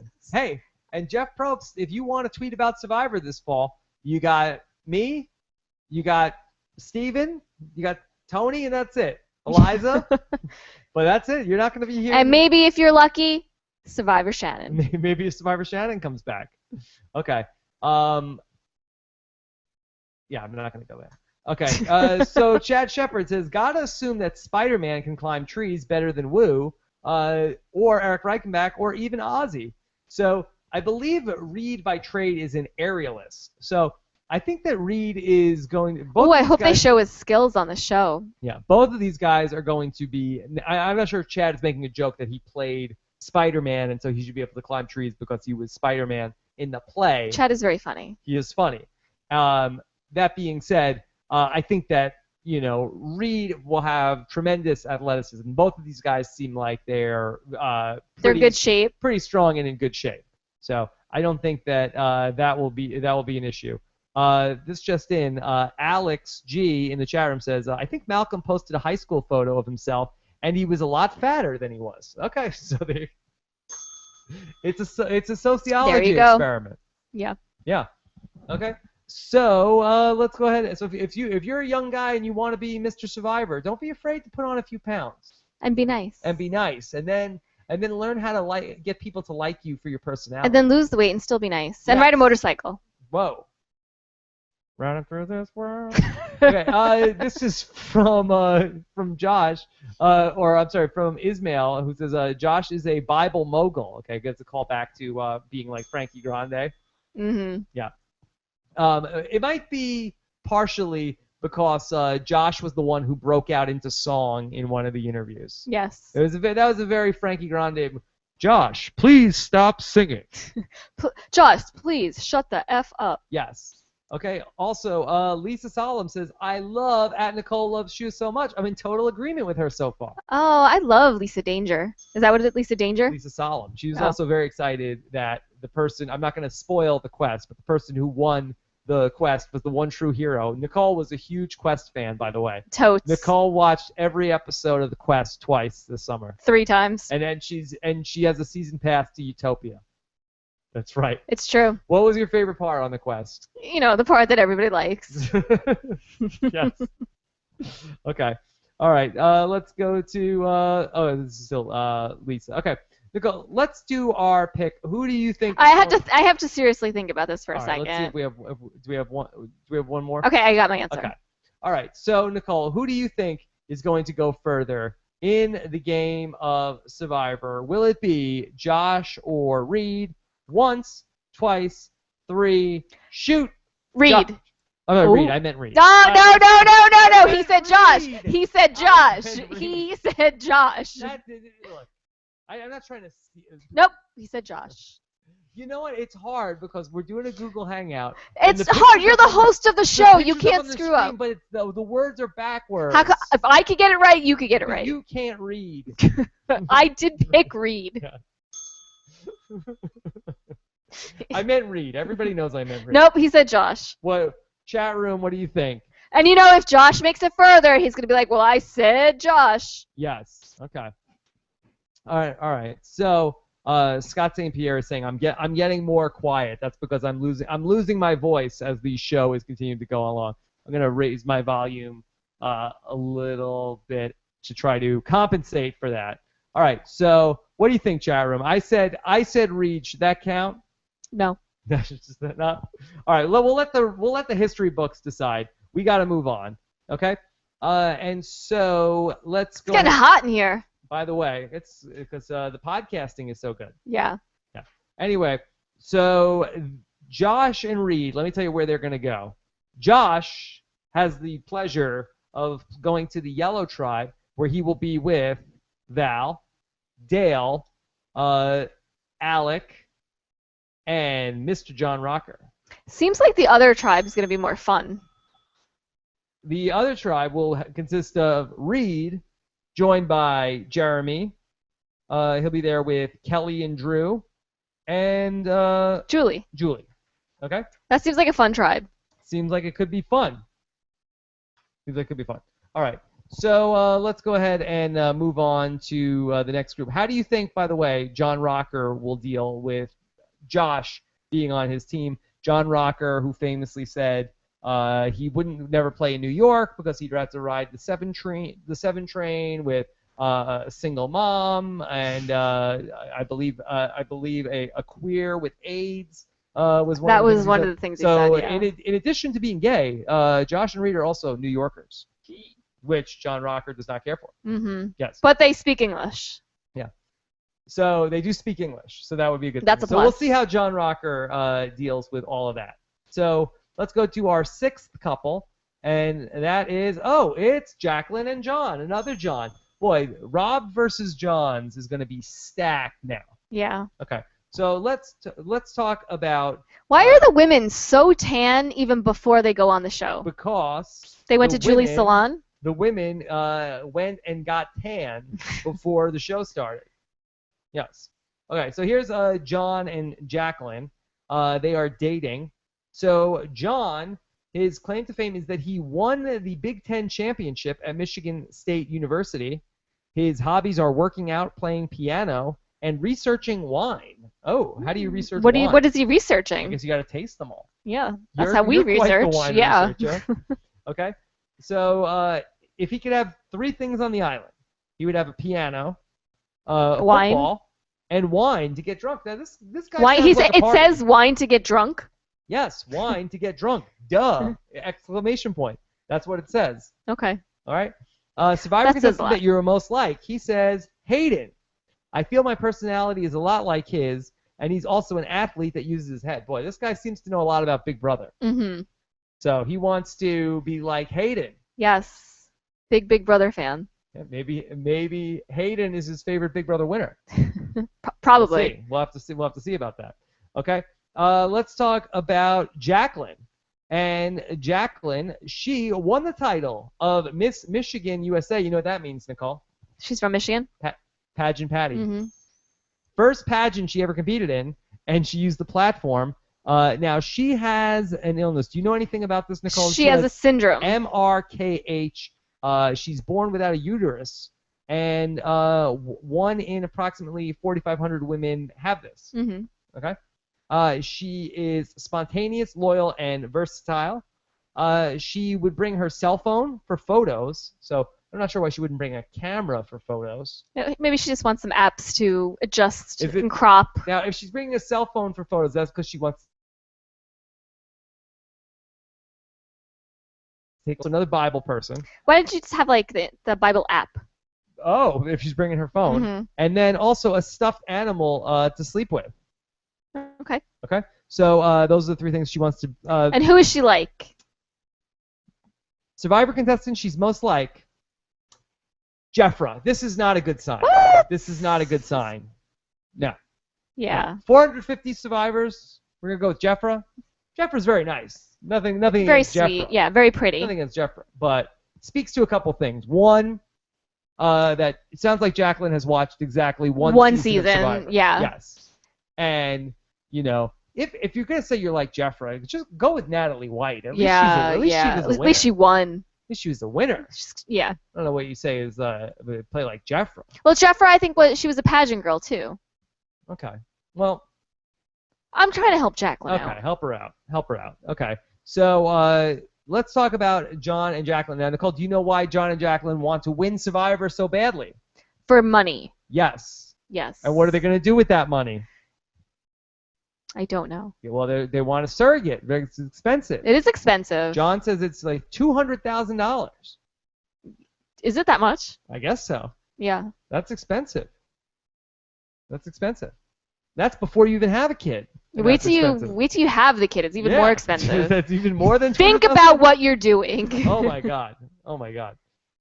So that can be costly. Yeah.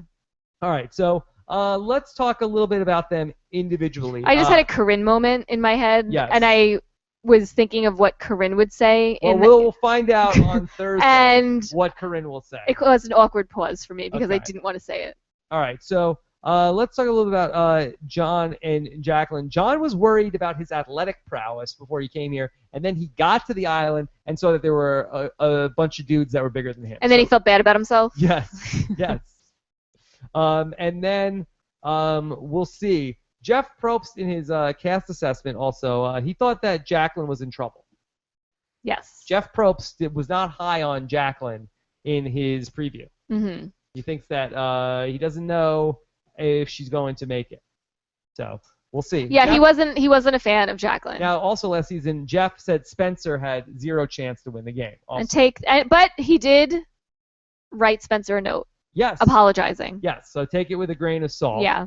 And this was interesting also about John and Jacqueline. In their bio, did you catch this, Nicole? They said, well, Jacqueline said, well, I'm not going to be mad if he has to snuggle with another girl.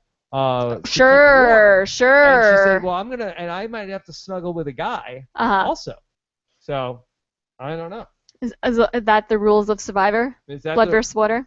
I'm not sure. If you're on the other tribe, we know the rule of Survivor is when you are in a different country than your significant other, then whatever goes.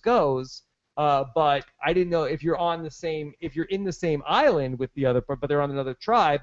Is that another different It's thing? kind of equivalent to zip codes, different tribes. Yes. And if for those of you guys following the Big Brother 16, maybe that's what Christine is going to say when she gets out of the house, that Big Brother house is very cold. Yeah. And Cody was just keeping her warm. A lot of Big Brother references with Jacqueline and John. It is Big Brother season. Yes. Okay. So, Nicole, let's take some questions from you guys. And this is from Jeremiah Yap. Says, I'm getting the recruit vibe from both Jacqueline and John. I don't know. I suspect that John might have been He's the applicant, and Jacqueline is coming with him. Yeah, I think that might be a fun game to play with these people. I'll tell you the person. You tell me who was the applicant and who was the person they said, hey, do you know anybody else? Mm-hmm. Do you have a loved one? Let's just go through the people that we talked about already. Dale and Kelley. Dale is the applicant. Kelley is the other person. I think you're right. Yeah. Drew and Alec. I don't really know the difference between the two. We don't know the difference. I think one of them was recruited, and they said, hey, do you know somebody else? And I think it was probably the little brother, and the little brother said, well, I have to pick my big brother. Yeah. Jeremy and Val. Jeremy was the... I think Jeremy, yeah. Yes. And Alex Wilpon said that Jeremy had been applying for 10 years. 10 years, yes. Right. John Rocker and Julie. I think that John Rocker was approached. He was, yeah. He has a girlfriend. Josh and Reed. We'd have to go on Twitter to see, but it sounds like that Reed was, to Jeff Probst, and then that's how he was the fan. But they both applied. Oh, I'm not sure if I'm buying that. According to one of them, they said that in one they of the both stories, applied. They both applied, and they both got on the show. And what are the chances of that? Not great. Yeah. Not great. Yeah. So I'm not sure if that one is passing the smell test. Yeah. But we'll see. We'll see. And then we think John is the person who applied. The applicant is what we call it in the biz. The applicant. And they know you were in the biz. Ismail wants to say, John and Jacqueline, obviously not Survivor fans, and only watched Blood vs. Water and Cagayan after being recruited. Well, I'm not sure if we know that. Mm-hmm. I'm not sure if it's possible. It's possible. Did say Hayden. Well, I guess Hayden and Jeffrey were the only two contestants that were named. Hard to say. Let's go to Laurel, who says, Jacqueline and John are lucky to have each other. They will both be entirely undateable. Oh, how dare you. Yeah. How dare you. We didn't talk about for Josh and Reed if they were going to be dateable. Josh, is he dateable? Undateable. Undateable. Reed? Dateable. Dateable? Yeah. Okay. What do you think? Well, again, I feel like with most of these pairs, somebody's going before the merge. I think this is the season also that's hard to figure because there are not people. While I'm finding myself hard to find people that I'm like, I feel great about this person. Right. This person is your winner. This person's going to the end. It's also hard to find people that are, they're out. Early boot. It's like everybody is sort of like, yeah, I guess so. I mean, but someone's got to go early, and someone's got to win. So I feel like it's going to be a tough season to predict because there's not a lot of people that we can pinpoint early boot. Yeah. Early boot. And I think other than John Rocker, and John Rocker could be okay. He's going to dominate in the challenges. He's a big dude. Yeah, he's going to be. Or he could just suck. I think he'll be good in the challenges. I think that if there's one thing we know, John Rocker will be good in the challenges. So this is a hard season. But is he too big? He is big, but I think that you need that early on. Is he a good swimmer? I don't know. I've never seen John. He seems like he would swim. sink. I'm not sure. We'll have to see when the show starts. But that being said, this is the hardest season of Survivor that we've ever had to predict. Yeah. Because it's also, we don't know a lot about individual strategies because all the interviews are two people at a time. Or just two people, yeah. So it's really, this is the most challenging. It's hard to get a good read, yeah. Yeah. Okay. Nick Sabata says, I get the vibe from Dalton Ross interview that John and Jacqueline feel like they're better than other people. Bad sign for them. That's a bit of hearsay. I mean, just because you got that vibe doesn't mean necessarily, and I can't read too much into that. Let's take one from Laurel. Jacqueline and John are lucky to have each other. We read that one. So Nicole, let's see if we have one more John and Jacqueline. No. Nicole, let's do our once, twice, three shoot. I have to think about this. Okay, you got to think about this. Okay, I'm done thinking. John and Jacqueline. Okay. Who will go further in the game? Once, twice, three, shoot. John. Yes. We're in agreement. I like it better with the cards.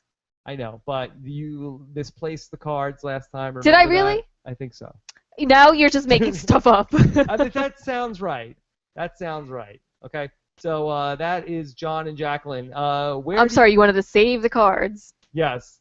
Okay. So John and Jacqueline, let me tell you where they're going here when we get our tribes together.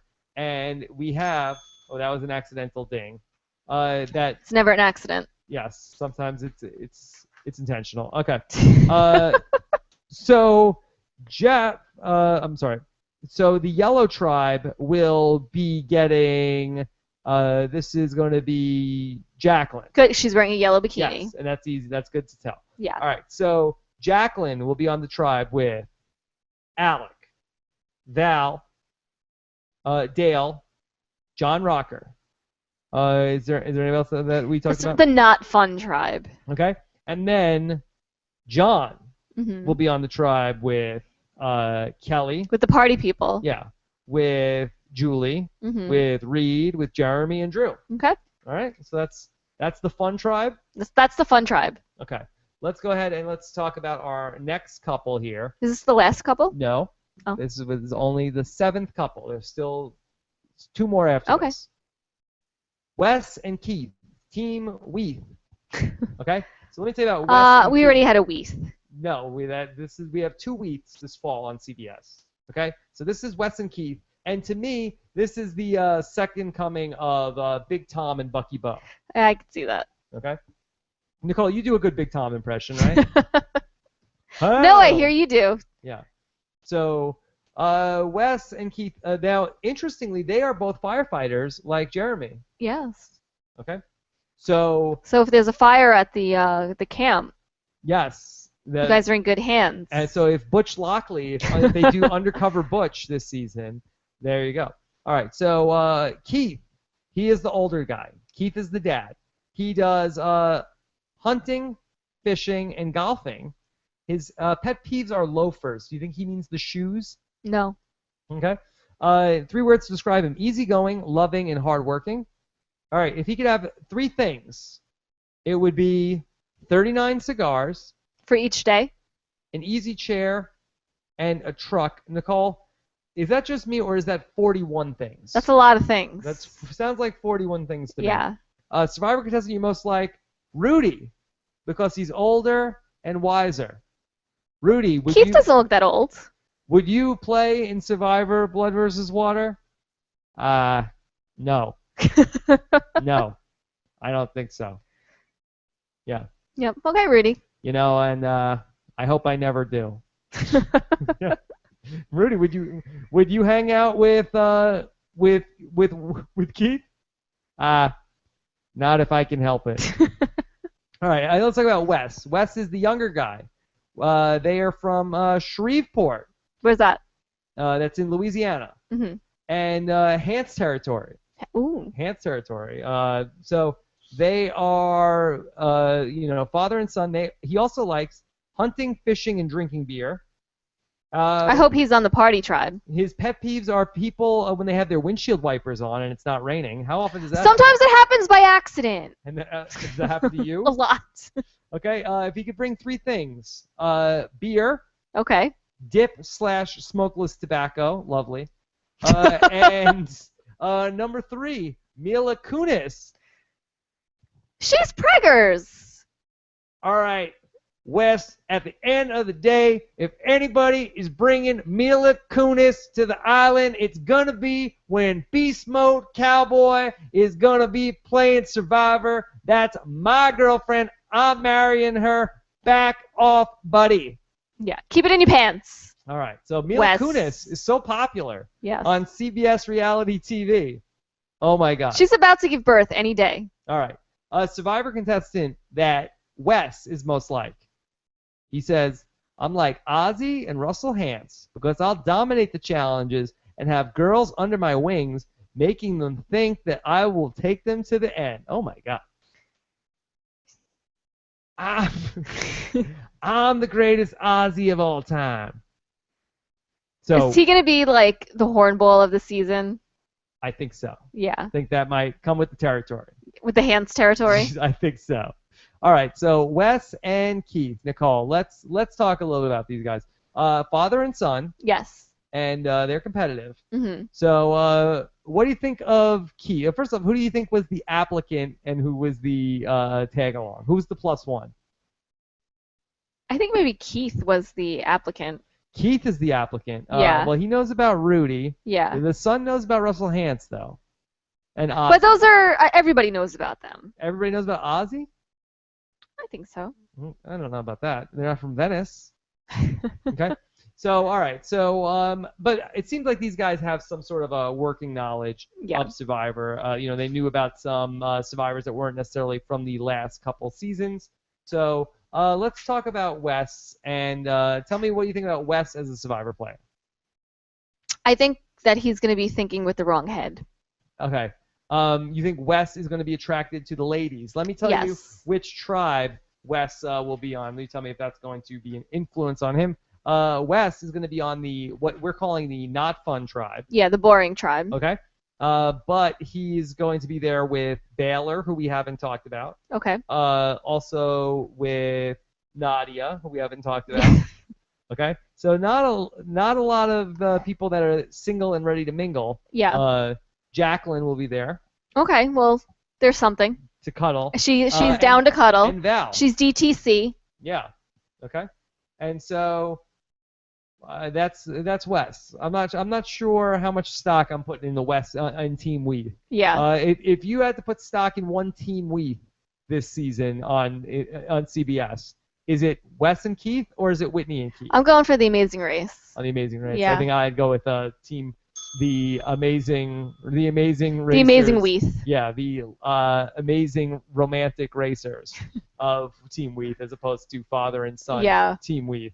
Okay, let's go ahead and jump into the questions from you guys. Vinny Plunkett, 3 firefighters? Did somebody from CBS get their cat stuck in a tree? I'm not sure. It's possible. Let's see. None of them are a fireman Tom.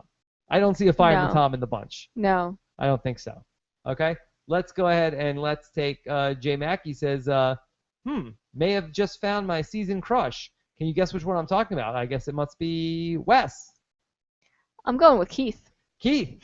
I don't know. It's either Wes or Keith. And let's see. Keith Dixon, who has the better mustache, Keith or Ranger Rick? Let's see. It's about the same, right? Keith's very similar mustache. It's about I the need same. to see Keith's mustache in action this season.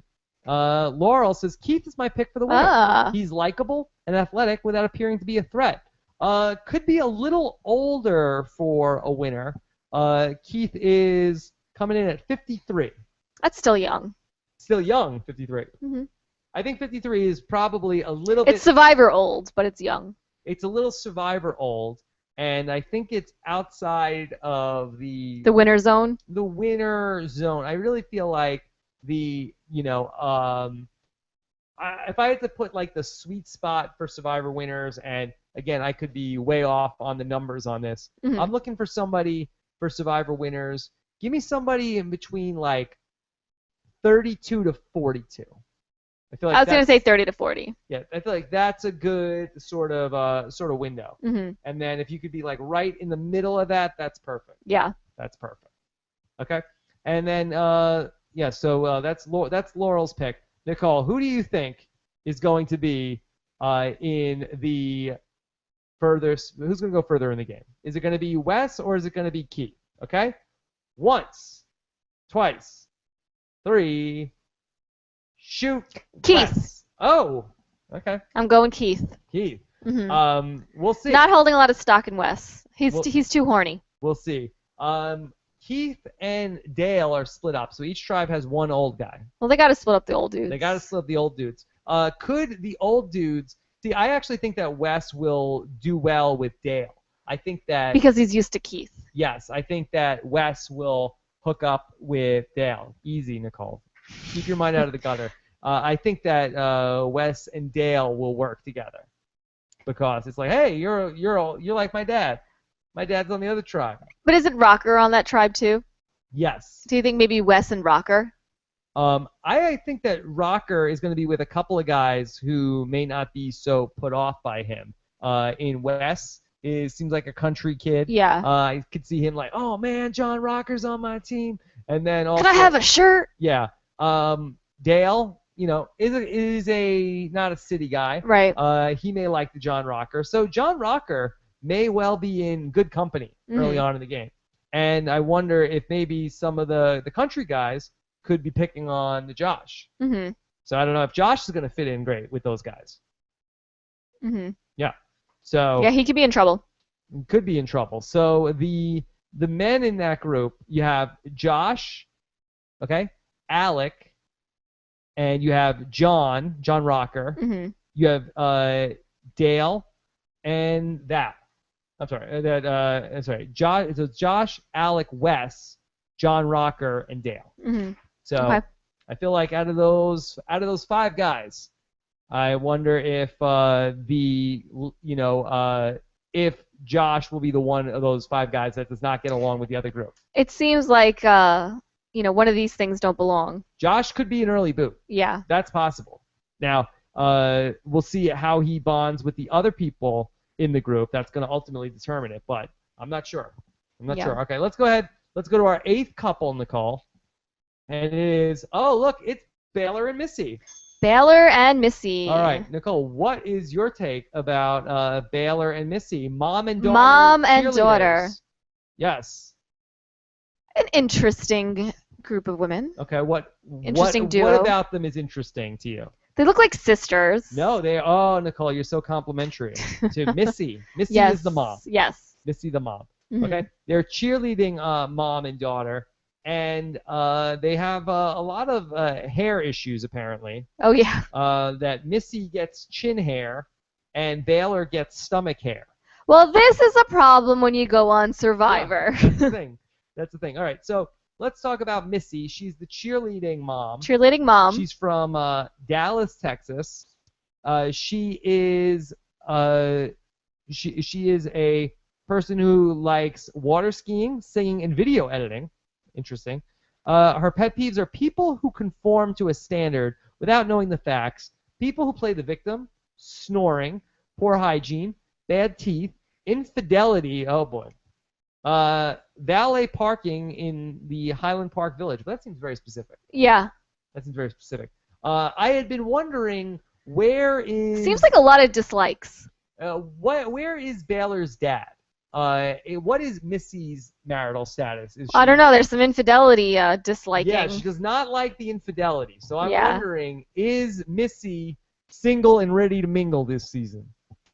She looks like she's ready to mingle. Is she ready to mingle? I don't know. Let's talk about Baylor, who I actually really like. Baylor, she is her hobbies are songwriting, snow skiing, and yoga. She is entertaining, determined, and passionate. And she wants to go on Survivor to compete with herself, first and foremost, to be an all-around better her. She does not describe herself like any Survivor. She doesn't even answer that question. And neither. So has she not seen it? Neither does Mom. Mm-hmm. So are they recruits? I'm not sure. Yeah. I'm not sure if they were people that they may have also, some of these people might have wanted to be on The Amazing Race, and they said, okay, well, that's true. We want you for Survivor. I mean, I would not be surprised if that happened with any of these pairs where they applied to be on The Amazing Race and Survivor. And they said, no, we're taking Whitney and Keith. Yes. So you got to go on Survivor. Yes. And actually, that's what happened with Nadia and Natalie. They applied to be on Amazing Race, and they put them on Survivor. Sure. Yeah. And that's how that happened. They didn't even apply to be on Survivor.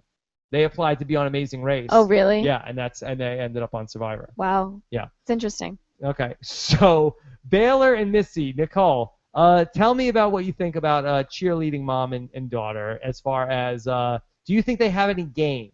I do. Can you make a cheer for them? I was only a cheerleader for 1 year. Yeah. Yeah, then I quit. Okay, so you don't have a cheer for them. Let me tell you the vibe. Do you have a cheer for them? No. Let me hear your cheer. I'm not a cheerleader, and I never. I know, but you always wanted to be. No, I never wanted to be, and I don't even care for any cheers. That's right. And I didn't know you were so anti-cheerleaders. I like the TV show Cheers. And I like cheerleader uniforms, but that's it. The actual cheers, I don't pay much attention. So you just, as long as they're not talking and wearing their uniform and drinking a beer at the bar. That's fine. That's fine. Okay, I think I got hold on. Grab my notes for them. Oh yeah, I get a Tammy Taylor and Julie Taylor vibe from them. Who's that? Do you know Connie Britton? Yes. Yes. Friday Night Lights. Okay. Yeah, I think that's. I could see that. Yeah. I could see that. I feel like that's sort of what they're doing. Let me give you the tribes for this group. Baylor is going to. She's going to go to the party tribe. No, she's on the not fun tribe. Oh. Younger Baylor. So this is an opening for Wes. For Wes. Baylor and Wes. That could be a thing. We will call them Whaler. What do you think? Or Bess. Might be appropriate. What do you like, Whaler or Bess? Whaler. Okay. And then meanwhile, Missy is going to go to the tribe that has Drew, Jeremy, Reed, Julie, John, not Rocker, Keith, Missy, and Kelley. Yeah. That's an interesting I hope group. she likes to party. Yeah, it's a party group. All right, so let's take some questions from you guys. And here we go. This is I think we might be frozen on that one, or maybe we haven't gotten any questions from you guys about Missy and Baylor yet. But I did like Baylor. I mean, Baylor is only 20 years old, and I think that's going to be a problem to overcome. And I can easily see the tribe saying, "Let's just get rid of her first." I don't think Jeff was much impressed with her. Did you find that Jeff to be impressed with either of them? Was he impressed with Missy? I don't recall what Jeff's feelings were on them. Yeah, I don't have my notes or. Yeah, that being said, I do feel like Missy seems like she's going to be good too, but I really like Baylor. Yeah. I don't know why do you like her so much? She just seems like she has like a little bit of a spunk to her. Mm-hmm. She does seem spunky. She didn't seem like a dumb idiot, like 20-year-old. Yeah. She seemed like she's young, but I also felt like I thought she was somewhat intelligent. Okay. So I kind of liked I liked Baylor a little bit, but I didn't dislike Missy. Yeah. Missy Meaner. Okay. Let's see. This is from Jay, who says, "Do you think Missy will try and win the duels, or will she try and Baylor her daughter out?" Is there? Okay. Nicole, on Survivor Blood versus Water once, there was a mother and daughter, and the mom got voted out by the daughter. Right. Could we see a repeat? Could Baylor vote out Missy? Yes. Yes. Oh my God. I think it's very easy for a daughter to vote out their mother. Harder for the mom. The mother will never. If you played on Survivor Blood versus Water with Dominic, would you vote him out? Yes. You would? No. No, I would never vote him out. No. You I would couldn't. never. I would. You would, yes. I would. Yes, you would. Would you vote me out? I wouldn't vote you out. You wouldn't? No. For it's serious? No, because it's your game. It's not mine. I would say. And I would bring it up every day. I would never. I can't imagine you throwing something in my face. I would never let you forget. Uh-huh. I would never let you forget it. I would never let you down when I'd say, well, I'd let you win. Oh, there, well, look, you're not going to complain when I win. Vinny Plunkett says, which name is more... Get it together. Sorry, it's late. I'm losing my voice. Which name is more bizarre, Baylor or San Juan Del Sur? Wait, you like Baylor for a girl? Would I name my daughter Baylor? Maybe not, but it's pretty. Yeah. It's like Taylor, but with a B. Taylor with a B. Taylor with a B. Yeah. It's unique. Mhm. Might be a Texas name. Yeah. I mean... Or maybe it was a typo. Was that what it was? That happens a lot on birth certificates. No, stop it. No, it does. At the hospital, it does. Stop it. Okay, this is from Georgia Griffin. Which past survivors did Missy and Baylor say they're like? They didn't say they were. They're like not any like past anybody. survivors. Yes. They should have even said we're like Laura and Sierra. Yeah. But they didn't even say that. Because they didn't know. They didn't know. I don't think they know any former survivors. Yeah. That hurts them. Yeah. That hurts them. At least in the rap community. Okay. Because they didn't say that they were like any former survivors. I'm not sure who they would even say they're like. Who are they like, Nicole? Who's Missy like? I think that was a good comparison, Laura and Sierra. That's it? Mm-hmm. Okay. So, Nicole, who... And obviously, they're like Parvati. And they're like Parvati. All right, so who are Baylor and Missy? Who's going to go further, Baylor or Missy? Are you ready? Yes. Okay. Once, twice, three, shoot. Baylor. Missy. Ooh. That threw you off? You thought I was going to say Baylor. Yeah. I was going to say Baylor. I said Missy. I think Baylor is a candidate for first out. No. I think she's a candidate. No. She's if tell me, Nicole, if this tribe loses the first challenge, who are they kicking off? You got we're gonna have Nadia, Josh, Alec, Val, Wes, John, Jacqueline, Dale, and Baylor. Nadia. Nadia, no, you don't even know what you're talking about. I don't know. It's possible. But it's not because of they've been out first before. That is true. Okay. This is from let's go. Actually, let me take one more from Twitter from Daniel Hamilton. If CBS could make Lil wear a Scoutmaster uniform, couldn't they put Baylor or Missy in a cheerleader outfit? That's true. I think they'd get viewership from that. You know what? I'm not gonna say it. Let's go ahead. Yep, and he would need to change his pants. Why do you say that? Because you love cheerleading outfits. Oh, I'm not even going to acknowledge that with a response. Daniel Hamilton, that's the question. Okay, so let's go ahead and let's take our last couple, and it is Nadia and Natalie. Twinny, come on, let's go, Twinny. They're even wearing the same shirt. Yeah, but it's opposite. Yeah, because they're different. It's different colors. I could not tell you anything different about Natalie or Nadia. Which one's which? Okay. What I could tell you, and this is what I'm going with, Natalie is the one with the highlights. Okay. Okay? It's actually not highlights. That's ombre. Oh, I'm so sorry. Yeah. Ombre. My mistake. Okay, so Natalie is the one with ombre. You don't have to say it like that. Yes. That's what that means. That's Spanish. Mm. Okay. So let me tell you a little about Natalie, and then maybe we could differentiate who will do better, because I could not tell you anything about, now that we can separate them, I could not tell you which one has a better skill set than the other.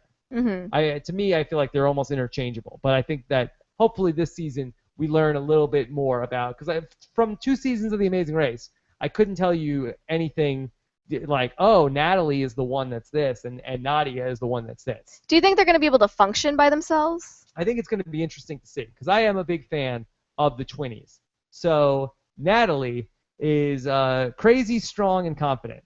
If she could have 3 things, she'd bring a razor, because being super hairy in a bikini is not cute. An iPhone so I can tweet and Instagram, and barbell so I can squat. Survivor contestant that you're most like, Tony, but hopefully not as insane. Okay? Fair enough. And this is Nadia. She is that her pet peeve is stupid girls that rely on boys. She's badass, crazy, and carefree. If she could bring 3 things, she should bring barbells, a MacBook, and Ben & Jerry's half-baked froyo. And Survivor contestant that you are most like, a mixture of Sarah and Cliff. So if there's one thing that we can take away from this, Cliff Robinson. If there's one thing we can take away from this, that the only season of Survivor that the Twinnies have ever seen is Survivor Cagayan. Yeah. What are you talking about, you fool? You idiot, you Twinnie. Okay, so they have not seen any other seasons. It does not seem like. Okay, but let me tell you the pros and the cons of the Twinnies. The pros are that they're very strong. They're very strong, and they're very competitive. They're very competitive. And when you take them apart from each other, you take away the most irritating thing about them when they cheer for each other and say, come on, Twinnie, let's go, let's go, come on, you can do this, you can beat them. And so if they're not cheering for each other, then that takes a big thing, or that drives the other people I bet crazy. they will cheer for themselves as the other twin. No, but what they will do is that that each tribe will get their own Twinnie to cheer for their tribe. So like, come on, tribe, let's go, come on, let's do it. You can will do they it. cheer for each other on opposite tribes? No, because they'll be busy in the competition. Okay. You know, maybe if it was like individual immunity or something like that, and like one of them was already out, then that would be a thing. But I feel like one of them will be out early, and one of them will be around for a bit. But I could not tell you which I don't think it one would be matters. which. Yeah. I would say flip a coin. Do you think the experience they have on The Amazing Race twice will help them in Survivor? Yes. How so? And here's one of the things, because I think that there's a little bit of a shell shock to being in front of the camera. Right. And they're used to it. I think there's a learning curve with that. And two, I think that it's something that the people who have been on these shows and competed multiple times do well in that I think you sort of have a calm under pressure. For instance, like Boston Rob and Amber going to The Amazing Race did well because it's like, okay, here's the challenge, and it's not their first challenge, and they're not freaking out, they're not panicking. Right. And there's also like, okay, this is a puzzle, I'm going to put this together. I've put together other puzzles, and I sort of have like a repertoire of things that I've learned how to do, and so they're familiar with challenges. So I think there is some, not a huge advantage, but I think there is some advantage. What about dealing with production? Yeah, I think it's a thing. I mean, production on Amazing Race I think is different than production on Survivor, but I think it does not hurt. You know, I think you also in The Amazing Race there's some sort of a alliance making. The Twinnies had an alliance in their season of The Amazing Race. They wanted to U-turn, I believe it was the Chippendales. How dare they? Yeah. How dare they? And so they were part of a group that wanted to go ahead and do that. So there's alliance making, there's backstabbing. So all of these things are things that they're familiar with. Yeah, it's not their first rodeo. It's not their first rodeo. So the Twinnies, I think that they have skill sets, but as I mentioned earlier, they will be targeted. Yeah. At least. And they've been recognized already. Yes, at least by Kelley and Dale. Yeah. And we'll see by who else. But it doesn't seem like many of the other people are big reality TV watchers. Since English is not, they are multilingual. John Rocker's not going to like that. Yep. Okay. He's going to whip out a T-shirt. Daniel Hamilton says, if CBS could make we got that with Missy. We want to take your questions here about Natalie and Nadia. Okay. So Nicole, who do you think is in a better position to do well? Let me give you the two tribes. Okay. So we have Nadia, who's with. Let me give you the women first, and those women are Val, Jacqueline, and Baylor. Okay. And again, they're also men versus women, 5 men, 4 women per tribe.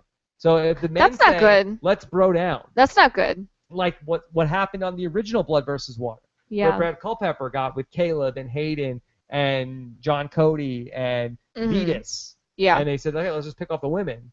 They could do that as well. Yeah. So the women could be outnumbered. So will be outnumbered. The pair that didn't make medical clearance, were they a pair women? Female. Uh-huh. Right. So I could definitely see there being a brigade / bomb squad. And that's boring. It is boring. Of like, can't you see a male alliance forming here with Alec, with Wes, with with Dale, with John Rocker. Yeah. Maybe Josh is included in that. Yeah. It's possible. Yeah. But I think some of the guys are a little too girl crazy. Girl crazy. Yeah. So you think Wes is going to be too girl crazy to be in the alliance? I think that he's going to be a wild card. Yeah. Is this tribe set up for John Rocker to be the leader? Take a look at the. Let me give you the men on the tribe. You tell me who's challenging John Rocker's leadership. Dale, too old to be the leader. You have Wes, too young to be the leader. Mm-hmm. Alec, again, too young to be the leader. And, I mean, Josh is going to be the leader. But is John Rocker a leader? Does he even want to be a leader? I think he thinks he's the leader. He may think he's the leader, but I don't think he's going to do things a leader would do. Okay. Like, do things. I think John Rocker is going to take charge of this tribe. I think that this will be early on in... He's going to be a very good delegator. Okay, well, whatever. I think he will want to be the general. Yeah. Not the guy, not Rob DeCanio. Not the guy from Survivor. Do you know what I'm talking about? No. So I don't think that he's going to be the general in that sense, but I think he's going to take charge of this group. And then I think he's going to try to call the shots, and I think it's going to be up to the rest of the people to say, do we want to get rid of John Rocker, or do we want to go along with him? Okay. Okay. And then, could that be Nadia getting? I mean, I can't imagine that John Rocker will hold it against Nadia that she was on The Amazing Race. Yeah. I think it'll be a performance thing with Rocker. Why? Whoever does the worst in the challenges? Mm-hmm. Yeah, and that's why I feel like Baylor or Jacqueline could be the first one out of this group. Yeah. Okay. Natalie is in the group with, let me give you the men here. And this tribe is, so you have the John that doesn't suck. You have Reed. Mm-hmm. You have Drew. You have Jeremy. And Keith. Mm-hmm. Okay, so let me just say that one more time. So Drew, imagining him in my head. Well, not like that. Jeremy. Drew, Jeremy, Reed, and then you have Keith, and you have the John that doesn't suck. Okay, so that's a more interesting. I don't know if those five necessarily pair off and say, hey, let's be the guys here. Then you also have Natalie, Missy, Julie, and Kelley. That tribe's a crapshoot. Yeah, it's hard to figure that one out. That tribe's harder to figure out. See where that's going to go. Okay, So Natalie and Nadia, Nicole, let's take some questions here. Susie says, maybe the Twinnies will yell bad stuff at each other instead of cheering at each other. Maybe. Well, that was like Amazing Race All-Stars. You fool, you idiot. What are you doing? You blew it. They fight with each other a lot, too. Yeah. They are either cheering for each other or they fight with each other. Okay? That's like us. Okay. All right. So let's go to Jay, who says, this is the last couple, and there's something off. Please bring up the number of men this season. Yes. Well, we talked about that. Done. I think on the John Rocker tribe, I think that the number of men versus the women is more significant. Will be a bigger issue. Yeah. Okay? And also, Matt Folks, can both the Twinnies make it out of week one in a game where their loud, crazy personalities will no doubtedly annoy people? They are confrontational. And I think that if somebody tells them, no, let's not open the coconut now. Yeah. What are you talking about? I said I want to open the coconut. And that's going to be tough. I think it's going to be more of a problem for Nadia. Why? Because she's on a team with, with stronger men. Yeah. It's going to be interesting. Dale is the one that also was beating the drum about the getting rid of the Twinnies. Yeah. And that is the tribe that Nadia is on. Mm-hmm. All right, so I think... Not looking good. All right. Once, twice, three, shoot. Wait. We're saying who we think is going to stay longer, right? Yes, who's going to do better in the game. Once, twice, three, shoot. Natalie. Yes. So we are on... Done. We are on the same page. Nicole. I only voted for her because she has the ombre hair. Okay. Nicole. Yes. Okay, let's reset the board. Okay. Okay. And you get really serious all of a sudden. We're getting serious. Yeah. Because now we're starting to get to the home stretch. Oh my God. Nicole. Yes. The first person out of Survivor Blood versus Water. Okay.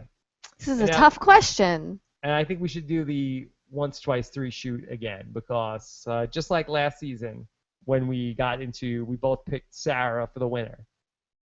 So we don't. And then the season before that, we both picked Rachel. Yes. This is not good. We're on the same page. Okay. I have to think about this. All right. Who will be the first person kicked off of Survivor Blood versus Water 2? And you got to think about which tribe is going to lose also. Okay, I'll give you the tribes one more time. Please. The yellow tribe will be Nadia, Josh, Alec, Val, Wes, John Rocker, Jacqueline, Dale, and Baylor. And then the other tribe, the orange tribe, will be Natalie, Drew, Jeremy, Reed, Julie, the John That Doesn't Suck, Keith, Missy, and Kelley. Okay. All right, Nicole. All right, here we go. The first person kicked off Survivor will be once, twice, three, shoot, Jack. Reed. Reed? Yeah. Oh, my God. Oh, my God. Yeah. I don't want him to, but I have a feeling that it will. Yes, you have a feeling. Why? Yeah, because I think that they're definitely going to go to Tribal Council. Yes. And I just think that he would be the one to get voted out. Well, obviously, they'll go to Tribal Council, and you think he'll be, but why? Because I think it's like kind of like a party over there, and that I don't think there's going to be much of a strategy. Okay. And I think that he's going to be the one that's going to be like very verbal on what he wants to do, and they're going to be like, oh, this guy's too smart, get him out. All right. I said Jacqueline. I was torn between Baylor or Jacqueline. I feel like Wes may fight more. Which tribe is Jacqueline on? She's on the yellow tribe. Okay. Okay. I just felt like Wes might fight more for Baylor to stay around, and ultimately, I went with Jacqueline. Jeff Probst says he doesn't get a good vibe from her. Yeah. I don't think they're going to Tribal Council the first. Yeah, we'll see. The first challenge. We'll see. All right. Who is the winner, Nicole? Do you want to do once, twice, three, shoot? Yes. Well, let's. I don't think we need to, based on I don't think we're on the same page. Okay. Okay. So Nicole, first, let's revisit some of your picks for Survivor winners. Okay. In Survivor Nicaragua, you predicted that the winner would be Fabio. I did. Because you read the spoilers. Because that's what I do. In Survivor Nicaragua, in Survivor Redemption Island, you predicted. Yeah, we'll never remember this. I have no idea. Yeah. You also predicted Kim Spradlin. I did, and everybody laughed. They laughed at me. Corinne said you were crazy. She said I was nuts. Corinne she said she was very disappointed in me. She was very disappointed in you. Okay? Last season, you ended up saying that Garrett would be the winner. Oh, and boy, was I wrong. Survivor. Boy, was I wrong. All right, Nicole. Who will be the winner of Survivor San Juan Del Sur? Stop saying it like that, you pervert. Okay. Who do you got? Who do I have? Who do you have? I have Val. Val will be the winner. Yes. I think that's a strong pick. It is a strong pick. That's a strong pick. Of course, many people know that I correctly predicted that Denise Stapley would be the winner of Survivor Philippines. Mm-hmm. And it looked like many times before that I would be close. But also, you always come close, but you never win. Last season, I predicted that Sarah would be the winner. You had the wrong cop, and cops are us. If it wasn't for that damn meddling chaos cast, I would have won. Who's very nice in real life. Yes. But Nicole, my prediction for the winner of Survivor San Juan del Sur is the very same person that you predicted would be the first person kicked off of San Juan del Sur. I'm going with Reed. Can you read my mind? Obviously not. No, you cannot. I like Reed. Mm-hmm. I think that it will be Spider-Man that will be climbing to the top of the San Juan del Sur. Spidey's going to take it home. Yes. I just think that I think he's good. Yes. I think Josh will be an early boot. Yes. As I saw on the last Blood versus Water, I think that's an advantage because then the other people who get their loved one voted off will band together. Yes. I think he has a lot going for him. He seems like he's a people person. Yes. He is. I think he will be able to get along with the women. I think he is athletic enough and will get along with the men. Okay. I think he has a lot going on. He knows the game inside and out. But we all know that people who know the show, the game, and the history can get a bit annoying. What does that mean? What is that supposed to mean? Some people like to get very, very excited when they talk about the show, and people don't like that. Yeah. You mean like Cochran? Yes. Winner. But it took him a few times. 2 times. Okay, took him twice. 2 times. 2 times to win. Okay. Sophie, fan of the show. But Sophie's not annoying. Okay, but then your thesis that I people said who are fans it of the can be. show are annoying. Mm-hmm. That's what it sounds like. Mm-hmm. All right. Let's take some final thoughts from you guys, Scott, if we have any final thoughts. This flew by for me. Yes, it did. I can't believe it's almost midnight. Yeah. It's almost 3 o'clock in the morning for the East Coasters. Yes. How many people a lot of people are hanging on here. How many do we have here? About 400 people. My goodness. Right now. Where do you see that? Whatever, it doesn't matter. Laser tagger. Like Nicole, I have a short attention span. Towards the end of the season, so I stopped watching. Any advice on how to stay entertained? Okay, Nicole. How do you stay entertained in a Survivor season? Laser tagger has a short attention span like you. In watching the show? Yes. Well, usually in the recent years, I had to podcast about it, so I had to keep up with it. And to have conversation with my husband, I have to watch the show. Otherwise, we don't talk about anything. So laser tagger can marry into podcast. Survivor. Yes. Who's eligible? Is laser tagger a man or a woman? I'm not sure. Mm-hmm. I'm not sure. Maybe we'll find out, and then we'll do. And then we'll set him up. Yeah. We'll figure out. Man, woman, gay, straight, and then we'll give us the deets. We'll put it into the computer. Yeah. Put all of the. We'll create an algorithm into the computer, and then we will spit out the right person for. We will spit out your spouse. Yes, for laser tagger to get with. Okay. Spicy Wasabi X. Will we have a polyamorous contestant this season? Yes, of course. Much like on the Great Utopia, they have a polyamorous contestant. Yeah. Yes, and she has a girlfriend and is this a boyfriend and another boyfriend. She's a loosey goosey. She's in a relationship that you don't understand. Okay. That it's beyond your comprehension. Mm-hmm. That she is a very open person. Okay. Yes. Whatever works for you. Susie says, I agree with Nicole. I love Susie. Val for the win. Yes. That's a good pick. It is a good pick. I know. I'm not going to knock your pick. Yes, just my pick to lose. Your pick to be the first one off. I think you're wrong. I think you're I hope I am. Misguided with that. Okay. This is from Dan Yatz, 300. Why do you think that Nadia and Baylor would go before Dale if they're voting out based on challenge performances? I think John Rocker is going to have a lot of influence in the group, and I think that Dale, who is a country guy, I think he's going to be in good with Rocker, and I think that the men will rule the roost there, call the shots. Unfortunately, I think so. Yeah, I think that there's a vacuum of leadership. And that's the one thing I worry about with Val here. I don't love this group that she's with. Again, here are the people Val is with. And you tell me who she's working with. From the women, you have Nadia. Okay, I could see it. Mm-hmm. And then you have Baylor, who's young. And then you also have Jacqueline, who's also young. But the thing that Val has is that she's athletic. Okay. She's an asset to the team. Yes. I don't know if she has a big base of support.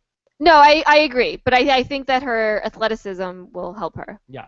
And then of the guys, I mean, who's Val working with? You got Dale, you have John Rocker, you have Wes, You have Josh. I could see a Val-Josh alliance. Yeah. But I don't think it's going to take her anywhere. I'm not sure. Yeah, Okay. but she's a cop. She's smart too. She's going to read people. All right. Tom Polite says, Rob, first we had survivors on The Amazing Race. Then we had Big Brother players on The Amazing Race. Then Big Brother on Survivor. And now Amazing Race is on Survivor. Will we ever see a racer on Survivor or Big Brother? Well, It's not a downgrade. I predict that you will see 2 racers on Survivor on Survivor San Juan Del Sur. That's what I'm predicting that. Yes. Yes. You're very psychic. That's my prediction. Very psychic. And I predict that we will never see an Amazing Racer on Big Brother. Or Survivor. Or Survivor on Big Brother. Yeah. I don't think so. Yeah. Okay. Ismail says, possible yellow young tribe alliance. Alec, Wes, Twinny, and Baylor. All right. So let's think about that. So you got Alec, Wes. I could see it. Baylor. And Twinny. I'm not sure. I am not sure. But will the dudes go against the dudes? If Nadia is getting in there with Alec and Wes. And I wonder if Baylor is going to showmance down with either Wes or Alec. And will there be some sort of a competition? Mm-hmm. A courtship, if you will. That I don't know. Okay. Keith Dixon. Should the Twinnies just be honest and tell everyone that they were on The Amazing Race at the start of the game? What do you say, Nicole? I think you always find out anyway. The Twinnies should come out and tell people that they were on opposite worlds. I think that would be the move. But then they're gonna get called out. We were on opposite worlds. And they say, "Oh, the old guy, he's just confused. He's old. He doesn't know. Yeah. Okay. Tom Play. I'm watching with my girlfriend, and at the exact same time as Nicole, she said it wasn't highlights, it's ombre. Told you. It is a big difference. Yeah. What? Nicole, what would be a more fun date for you? Watching Survivor with a date or watching a Survivor preview Google Hangout? Preview Google Hangout. Yes, of course. It's a big hit on dates. Yes. Okay, and one last question from Jeremiah Yap. Rob, you foreshadowed the Twinnies casting this season by saying they would do a Blood versus Water season on one of your Amazing Race podcasts. What? Oh, I'm so good. Nicole, I predicted back in earlier this past year on my final Saturday Night Live podcast with Rich Tackenberg on Post Show Recaps, I said, first Saturday Night Live, I'm predicting Chris Pratt as host. Boom. That's right. I can't wait to see that. Yeah, I predicted that. Did you really? I did. Okay. I did. Why There's a record. Everything I say is recorded. Okay, but you know what? Sometimes you lie to me. This is not one of those times. All right, and who would make it further in Survivor? You, Rob, or Nicole? You ready? I'd like to hear what the listeners would say. All right. Once, twice, 3, shoot. Nicole. Rob. No, in fairness though, that I get voted out, they'd say, "Oh, he's a threat," and then you would. Well, I'm a threat. Yeah, so I do. You probably would end up going further. I'm not a good swimmer though. Yeah, but still. I doggy paddle. But still, we'll be at the Ponderosa together. Have fun. All right, and that's it. All right. So this was very, very fun, and as always. Yes, and I very. Although much, Rob. What?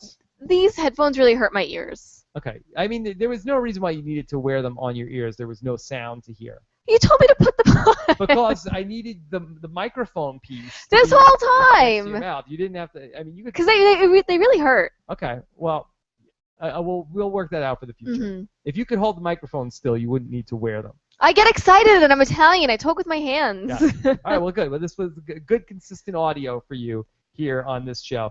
Thank you guys all who stayed with us live tonight or even made it through in the archives. Nicole, do we have a hashtag for this nonsense? Oh, you never listen to my hashtags anyway. Okay. What if this time we've listened to you? You can't put me on the spot like this. I'm not good. Okay. Well, and you do it on purpose. What was something? I feel like my read. That one was. R-E-E-D? Yes, I feel like that I was on the spot when I picked him. When you picked him to be the first one out. So, but I'm going to stick with it. okay. It was a little bit of pressure, I got to say. That was a little bit of pressure. Yeah. All right. What about in the chat room? Can we get a suggestions for Yes. a hashtag, and then I'll let you pick from the suggestions in the chat. And then you'll pick the opposite of what I say. No, I said I'm gonna let you. Okay. Pick. Let's see. I'm gonna let you pick. What is the chat room saying? Okay. And so we're getting ready for our Survivor preseason coverage. We're gonna do a few more shows to get ready. Obviously, we're gonna talk to Corinne again. This upcoming And she's bringing wine. Thursday night. She texted me. She said that she's bringing the wine on Thursday night. So No, she brings the good wine. Yeah, I don't think Corinne drinks the bad wine. And so that should be very fun. Make sure you're locked in for all of our podcasts this coming fall. Go to robhasawebsite.com/iTunes for the main Rob Has a Podcast feed, and also robhasawebsite.com/Survivor Podcast for our Survivor Podcast feed. That's the way to subscribe. On iTunes for the RSS feed. For other ways to subscribe, you can click the podcast tab on robhasawebsite.com. And also, when you're in iTunes, it really helps people find the podcast when you leave us ratings and comments on iTunes. And of course, thanks to everybody who continues to use our links for Amazon.com to start their shopping. That's very much appreciated. Also helps support the podcast as well. All right. So let's see. What's the hashtag? I'm looking for some suggestions for the hashtag. I've got we so far. I got hashtag speak English. Got hashtag ombre. I like that one. Ombre. Okay, that's from Keith Black. Okay. Susie Cash also says ombre. People are saying ombre. Hashtag ombre. Alex G says too many hipsters are using ombre. All right, we'll go with it. It's so ombre is OMBRE. Ombre. Yes. Okay. So you can tweet that to myself. I'm at Rob Cesternino. I'm at Nicole. Nicole I am at Nicole Loves Shoes. Nicole is at Nicole. Nicole's at Nicole Loves Shoes. It's late. Take a breath. It's late. Take a breath. We've been talking for nonstop for 2.5 hours here. So thank you guys so much. Happy belated birthday at Nicole Loves Shoes. Oh, thank you. Thank you. 21. I had my first sip of alcohol. Oh, wow. Oh, my God. Yes. You're almost as young as Frankie Grande. Yeah, almost. Almost. All right, everybody. Thanks so much for watching us. Please leave us your comments. Tell us what you think and your predictions for this upcoming season. Very much looking forward to starting another season of Survivor Podcasting with you all. Should be a lot of fun. Have a great weekend, everybody, and we'll talk to you again soon. Bye. Bye, guys.